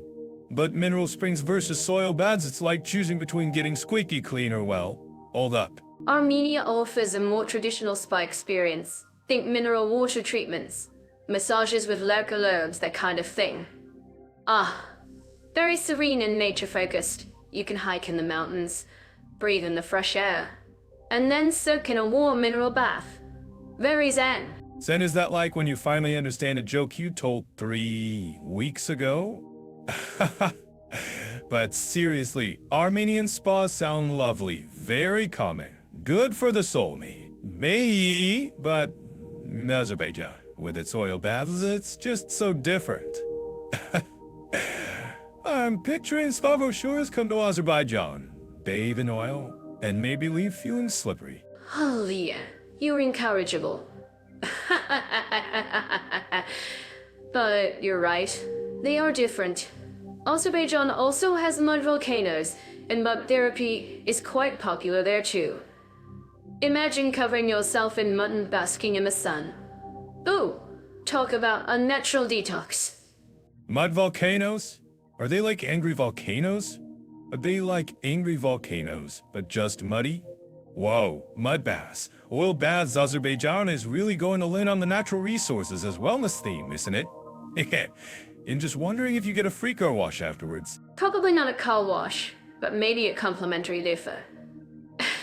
Both countries offer unique ways to relax and focus on well-being. If you're into traditional spa treatments and mountain scenery, Armenia might be your spot. If you're adventurous and want to try something truly unusual, like oil or mud baths, Azerbaijan could be more your style. So I think that we can talk of that. So Armenia's serene mountain spa retreat, and Azerbaijan's adventurous oil and mud spa experience. It's like choosing between a quiet library and an oil field. But hey, variety is the spice of life, right? Maybe I need both mineral water to soothe my soul, and oil to lubricate my comedic gears. And for our listeners who are planning their next wellness escape, check out Jet Al-Fayai for more details on spas and healthy living options in both Armenia and Azerbaijan. You can find everything from luxurious resorts to more budget-friendly options. Yes, Jet Al-Fayai is your spa guru for Armenia and Azerbaijan. And if you enjoyed our chat about mineral water and oil, remember to like and subscribe to our YouTube channel. Maybe, well, even do a spa review episode Mira in a mud bath, and me cautiously approaching an oil tub. Oh, please, Leo. The image is already hilarious. But yes, definitely check out Jet Al-Fayai, and don't forget to subscribe to our YouTube channel for more country comparisons and maybe, just maybe, a spa adventure. Boom. Alright, folks. Until next time, stay relaxed. And maybe consider an oil bath. Who knows? It might be a thing. Take care. Okay, Leo. So next up on our grand tour of countries, let's chat about something a bit more. Shall we say, soul stirring? We're diving into opportunities for religious and spiritual needs in Armenia and Azerbaijan. Sounds like we're about to get deep. Deep, Mira. As deep as my need for a triple espresso just to get through this topic. Alright, religious and spiritual needs. Sounds important, I guess, for folks who are into that sort of thing. Let's see if these countries offer more than just churches and mosques. Oh, come on, Leo. Don't be such a cynic. It's not all just churches and mosques. Think of the history, the culture, Armenia, for example, is like anciently Christian, right? Like first country to adopt Christianity as a state religion? Wow. That's gotta mean some seriously impressive churches and monasteries. Impressive and probably old, Mira. Very old. Old. Older than my jokes mean. And that's saying something. Azerbaijan, on the other hand, is predominantly Muslim. So yeah, must will be their thing. Though, I bet they've got some pretty cool ones too, architecture-wise. Don't want to stereotype in, even if stereotyping is kind of my job. And it's not just about buildings, is it? It's about the whole atmosphere. Imagine stepping into one of those ancient Armenian monasteries perched on a cliff. Wow, talk about feeling connected to something bigger than yourself. You can practically hear the echoes of centuries of prayers. Echoes of prayers. Or maybe just echoes of tourists taking selfies. I'm just saying, Mira. Sometimes these spiritual places are more about the photo op these days. But yeah, I get your point. Azerbaijan, with its Islamic heritage, probably has its own set of serene and historically significant spots. Maybe some stunning calligraphy in those mosques. Oh, I do appreciate good calligraphy. And think about the rituals, Leah. The traditions. Armenia, with its apostolic church, must have some incredibly moving ceremonies. And Azerbaijan, with its Islamic practices, probably has beautiful calls to prayer echoing through the cities. It's all part of the cultural tapestry, isn't it? Cultural tapestry. Sounds like something you find in a souvenir shop. But you're right. These religious traditions are deeply woven into the fabric of society. Though I wonder about the freedom aspect. Like, are you free to be spiritually adventurous? Or are you expected to stick to the script, religiously speaking? That's a super important point, Leah. Freedom of religion? I mean, in Armenia, with its Christian heritage, you'd hope there's a strong sense of religious freedom. But what about other religions? Are they equally welcome? And in Azerbaijan, being predominantly Muslim, how does that play out for people of other faiths? Or, these are the real questions, aren't they? So I think that we can conquer that? Exactly, because spiritual needs aren't just about visiting pretty buildings and listening to chants, are they? It's about having the space to explore your own beliefs, or lack thereof, without getting side-eyed or worse. So, how do the laws stack up in Armenia and Azerbaijan when it comes to religious freedom? Anyone know? Maybe Arjadov, if folks have some info. Jetov Fei probably has the lowdown on the legal side of things. Because, let's be honest, laws on paper and reality on the ground can be two very different things, right? But legally speaking, both countries should be guaranteeing some level of religious freedom, shouldn't they? Should being the operative word there, Mira. Shouldn't. Shouldn't.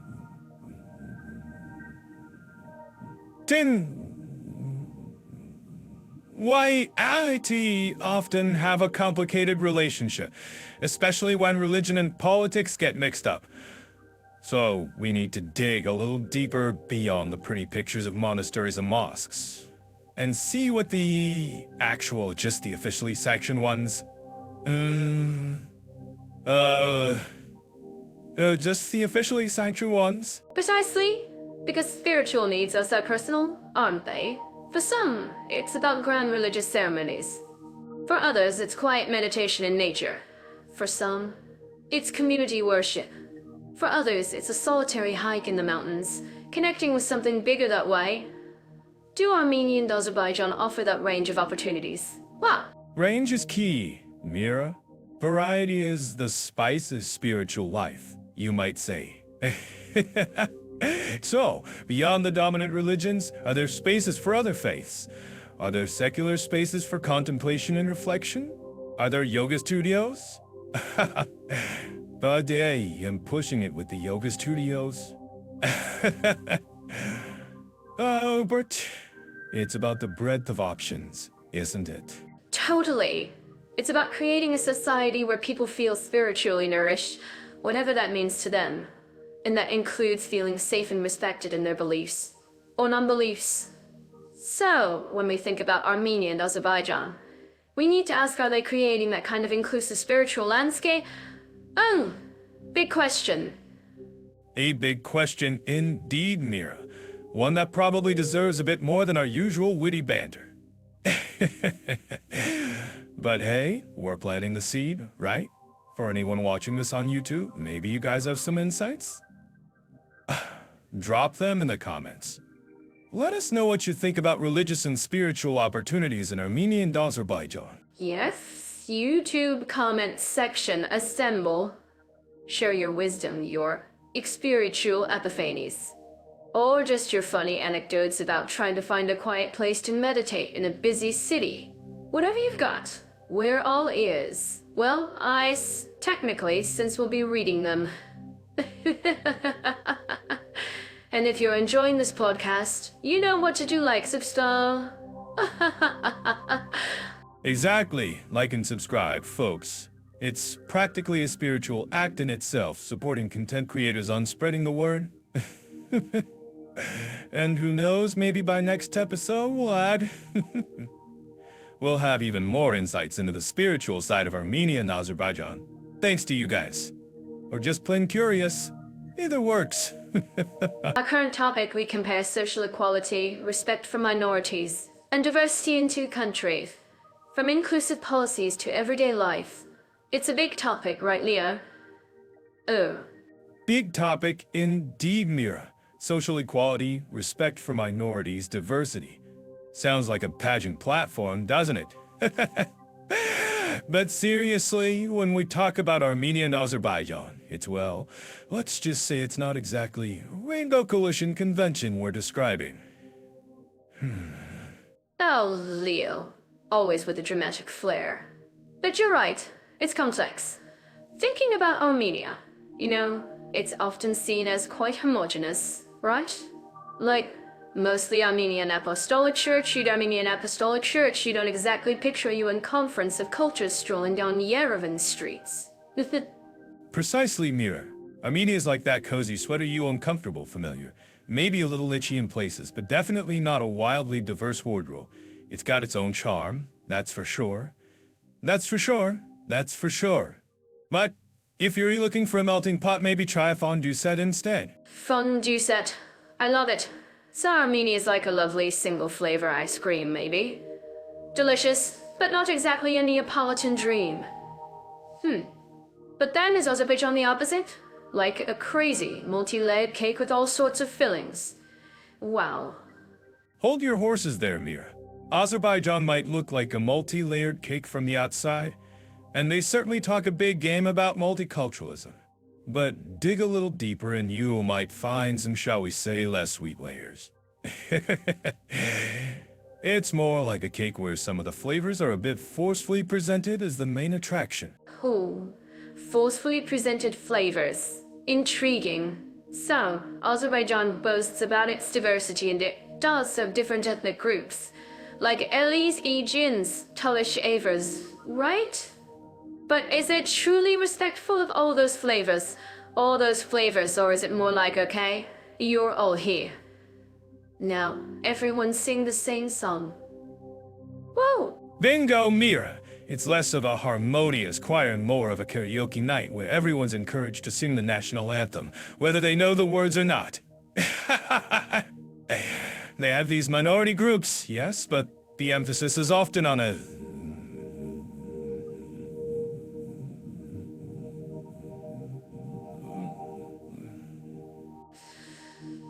That's a vivid image. That's a vivid image. So, in Armenia, it's more about a shared Armenian identity, and maybe less focus on explicit minority rights because, well, there are fewer officially recognized minorities to begin with. Exactly. Armenia's approach is more about we're all in this together, Armenians first. It's a national unity thing, especially after everything they've been through historically, which, is understandable in a way. But it doesn't leave a huge amount of room for celebrating, say, Yazidi culture on national TV every night. Right. Historical context is key. And Azerbaijan, with its different groups, maybe tries to project an image of diversity, but the reality is more about managing those groups within a certain framework. Like, diversity, but on our terms? Diversity, but on our terms you nailed it, Mira. It's like saying we have a garden with many flowers, but we only water the roses and expect the tulips to be just as happy. Oops! And if the tulips complain, well, let's just say the gardening tools might come out. Ouch! So, for minorities in both countries, it might be complicated. Might, in Armenia, maybe less visibility, less explicit recognition, but perhaps also less pressure to conform to a dominant culture. Because it's already so homogeneous? Perhaps. In Armenia, if you're not Armenian, you might feel a bit outside the circle, but maybe not actively unwelcome. It's more like being at a family reunion where you're the plus one who doesn't know all the inside jokes. You're there, you get fed, but you're not exactly part of the family drama. Family reunion plus one. That's sick. And in Azerbaijan, if you are a minority, you might be officially recognized. Get a little cultural festival here and there, but still feel pressure to always be Azerbaijani first in everything. Like celebrate your Elis Aegean heritage, but make sure it's patriotic and doesn't ask for too much. What? Precisely. It's like being asked to dance at a wedding, but only if you do the approved dance moves and wear the approved outfit. Deviation from the script might raise eyebrows or even official inquiries. Official inquiries about your dance moves. That's intense. So, When it comes to respect for minorities, both countries have room for improvement. Is that a diplomatic way to put it? Ah, Room for improvement is about as diplomatic as saying a politician is slightly economical with the truth.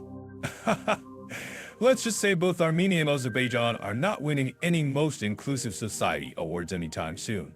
They're more in the participation trophy zone when it comes to minority rights. Oops! participation trophy for inclusivity. Oh, Leo. But what about diversity in general? Like, different viewpoints, different lifestyles. Is there space for that in either country? Or is it more, this is how we do things here? Take it or leave it? Huh. Well, in Armenia, there's a certain traditionalism, let's call it. Conformity is generally appreciated. Thinking outside the box might be seen as a bit eccentric or even suspicious. It's not exactly Silicon Valley in terms of embracing wild ideas. Ha! Not Silicon Valley, got it. More like Silicon Village. In Azerbaijan, with all its talk about modernity and progress, is it more open to different viewpoints?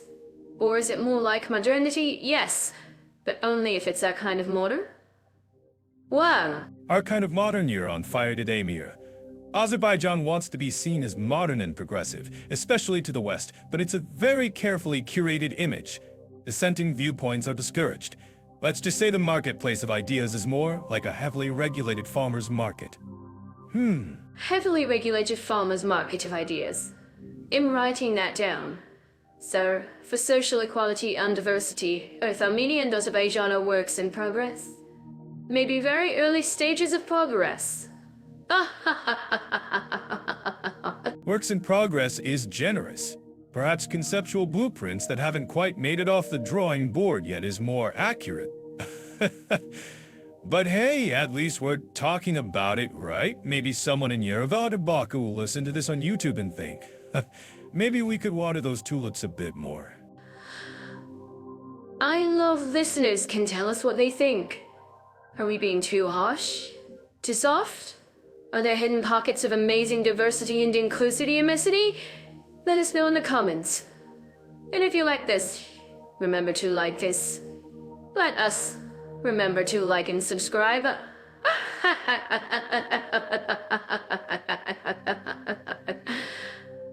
Exactly. Tell us if we're totally off base, or if you've had personal experiences that shed different light on this.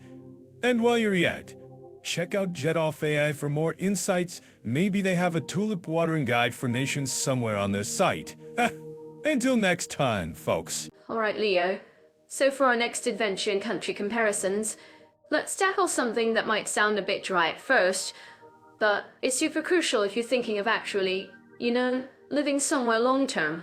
Oh, you mean the stuff that makes people's eyes glaze over faster than watching paint dry? Taxes, retirement, and social rights. Sounds like a laugh rhyme, Mira. Come on, Leo. Think of it as adulting abroad. We're diving into the nitty-gritty of life in Armenia and Azerbaijan when you're not just a tourist sipping cocktails. Right, because suddenly, instead of just figuring out the best selfie spot, you're trying to decipher tax codes that look like ancient hieroglyphics. Fun times. So, let's kick off with taxes. In Armenia, if you decide to become a resident, you're looking at income tax. It's a flat rate, which is kinda straightforward, right? Straightforward like trying to fold a fitted sheet. Flat rate sounds simple until you realize it's flat on everything. Is it really that simple in Armenia? Are there hidden axe monsters lurking under the bed? Well, mostly straightforward compared to some places. Azerbaijan also has income tax, and it's progressive, which means the more you earn, the more they, appreciate it. Progressive, the government's way of saying thanks for working hard, now hand it over. So, basically, pick your poison flat and steady in Armenia, or progressively enthusiastic in Azerbaijan. And for social contributions, both countries have systems in place. In Armenia, you contribute to Social Security, which covers things like pensions and healthcare. Pensions? That magical unicorn that might or might not exist when we actually need it. Social Security, the safety net that hopefully isn't full of holes. Are these nets actually catching people in Armenia and Azerbaijan? They aim to. Azerbaijan also has mandatory social insurance contributions. It's all about building up your rights for retirement and getting access to healthcare and other social benefits. Sounds like leveling up in a video game, except the final boss is paperwork and bureaucracy. Do they at least give you a cool sword and shield when you finally retire? Sadly, no sword. But in both Armenia and Azerbaijan, if you're a long-term resident and contributing, you're generally in the social security system. It's about integrating you into the fabric of society, tax-wise and benefit-wise. Fabric of society sounds cozy. More like a tax blanket, maybe? But seriously, for someone planning to retire there, what's the retirement scene like? Are we talking golden beaches or more like golden paperwork mountains? Well, neither are exactly known for golden beaches for retirement like, say, Florida. But both Armenia and Azerbaijan have state pension systems. Your pension amount will depend on your contributions over the years naturally. Naturally, the magic word and all.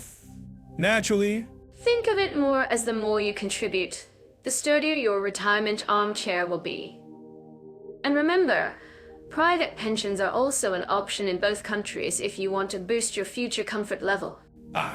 Private pensions for when you want an armchair that's not just sturdy, but also has built-in massage and a mini fridge. Good to know. What about social rights beyond just retirement and healthcare? Social rights for long-term immigrants also include things like unemployment benefits, maternity benefits, maternity disability support. These are generally tied to your contributions to the social security system. So, if life throws a curveball, unemployment, starting a family, unexpected all-in detachment, there's at least some kind of safety net. That's almost comforting. In both Armenia and Azerbaijan, it's important to understand the specifics because eligibility and benefit levels can vary. It's not like one size fits all. Very. Another keyword that screams. Read the fine print, possibly with a magnifying glass and a lawyer present.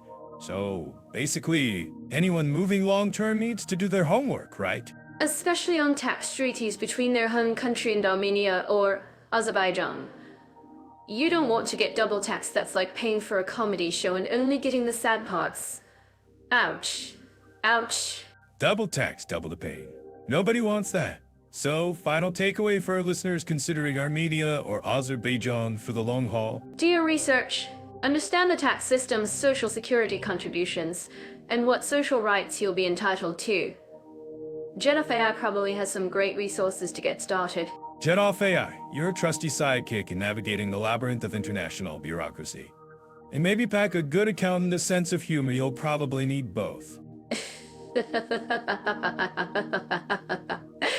Definitely a sense of humor. Okay, Leo, ready to move on to our next topic. Our current topic, we compare the rate of meeting specific interests into countries. From niche hobby clubs to specialized events and community management, we briefly delve into Armenia and Azerbaijan. So Leo, if someone has a very specific passion, say, collecting antique spoons or combustible, which country would likely offer more to scratch that particular itch? Competitive grape stomping. Mira, are you planning a career change? Are you secretly dreaming of becoming a career change? But seriously, when it comes to niche interests, it's not always about sheer volume, is it? It's about finding the right kind of weird. Queen of the Crusher. I like the sound of that. Maybe we should add that to my resume skills: podcasting, comedy, and aspiring grape stomping royalty. But you're right, Leo. It's about the right kind of weird. So, let's think. Armenia and Azerbaijan. What kind of unique interest might thrive there? Well, Armenia, with its ancient history and strong cultural identity, probably scores high for anyone interested in, say, medieval illuminated manuscripts or maybe even ancient winemaking techniques crediting even aspirations, Mira. They've been at it for millennia, you know. If your passion is really, really old wine, Armenia is your place. Imagine, I'm not just a wine enthusiast. I'm a millennial wine enthusiast. Ooh. And Azerbaijan? What's their niche interest superpower? Carpet. Weaving Olympics. Actually, Azerbaijan carpet that. Actually, Azerbaijan does have a rich carpet weaving tradition, Mira, so you're not entirely off. But beyond carpets, think about the Caucasus Mountains. For anyone into extreme hiking, mountaineering, or maybe even looking for the Yeti of the Caucasus, Azerbaijan could be surprisingly appealing. Now that Caucasus, now that's a niche interest. Imagine joining a club Caucasian Yeti Hunters Anonymous first rule at Yeti Club. Dare talk about Yeti Club unless you're trying to recruit more Yeti Hunters. So, for adventurous types, Azerbaijan gets a point? Definitely for the adventurous types, especially those who like dramatic landscapes and maybe a little bit of mystery. And for those who appreciate a blend of cultures, Azerbaijani culture is a fascinating mix of Persian, Turkic, and Russian influences. So, if your specific interest is cultural crossroads, Azerbaijan could be your jam. Ooh, sounds delicious and intellectually stimulating. Okay, so Armenia for ancient history, buffs and wine aficionados, Azerbaijan for mountain adventurers, Ansar fusion fanatics. What about more modern interests? Like, say, esports or competitive bird watching? Competitive bird watching, Mir, your imagination is truly something else. While I'm not sure about organized bird watching leagues in either country, esports is definitely on the rise globally. Both Armenia and Azerbaijan likely have growing gaming communities, especially in their capital cities. You might find online communities and local game cafes catering to those interests. Yeah, imagine a gaming cafe in Yerevan serving ancient Armenian snacks while you battle online. Level up your health points with some harissa. Or in Baku, maybe they offer tea and baklava power-ups. So modern. Digital interests. It's more of a time. So I think that we can talk to that. It's a developing area in both. Neither might be a global esports hub yet, but the potential is there. It really depends on how niche we're talking. If your specific interest is, say, Armenian folk music remixes and dust up, you might have a very small audience anywhere in the world, Mira. Armenian folk duster. Wow. Actually, that sounds kind of cool. Maybe I should start that niche. Mira's Thun, Duster Fusion Hour. Ooh, but you're right, Leo. Super niche is super niche anywhere. What about something more universally popular, like hiking clubs? Are there active hiking communities in both countries? Absolutely. Hiking is huge in both Armenia and Azerbaijan, especially given their mountainous terrains. You'll find local hiking clubs, guided tours, and online communities for outdoor enthusiasts in both. Armenia has stunning trails around Lake Sevan and in the Dilijan National Park. Azerbaijan boasts incredible hikes in the Greater Caucasus Mountains, like around Mount Shadagich. Stunning trails and incredible hikes. Sounds like paradise for nature lovers. So, if your interest is breathtaking views and sore calf muscle, both countries are winners. And what about something less strenuous, like historical reenactment societies? Do they have medieval festivals or anything like that? Historical reenactment. Historical reenactment. Unique local traditions. Ooh, that sounds even more interesting than knights in shining armor. Imagine an Nawaryuzi festival. Come for the fire jumping, stay for the pomegranate-themed folk dancing. So, for cultural immersion and experiencing authentic traditions, both countries offer something special. Precisely. And that's the key, isn't it? Meeting specific interests isn't just about quantity, it's about quantity, it's about quality, it's about quality and authenticity. If you're looking for mass-produced, generic hobbies, maybe look elsewhere. But if you want unique, cultural, rich experiences connected to specific passions, both Armenia and Azerbaijan have hidden gems to offer. Oh, I love hidden gems. It's like saying come for the famous landmarks, stay for the secret underground puppet shows. So in conclusion, for rate of meeting specific interests, it's less about a head-to-head competition and more about discovering your own hidden gem in either country based on your particular passion. Exactly, Mira.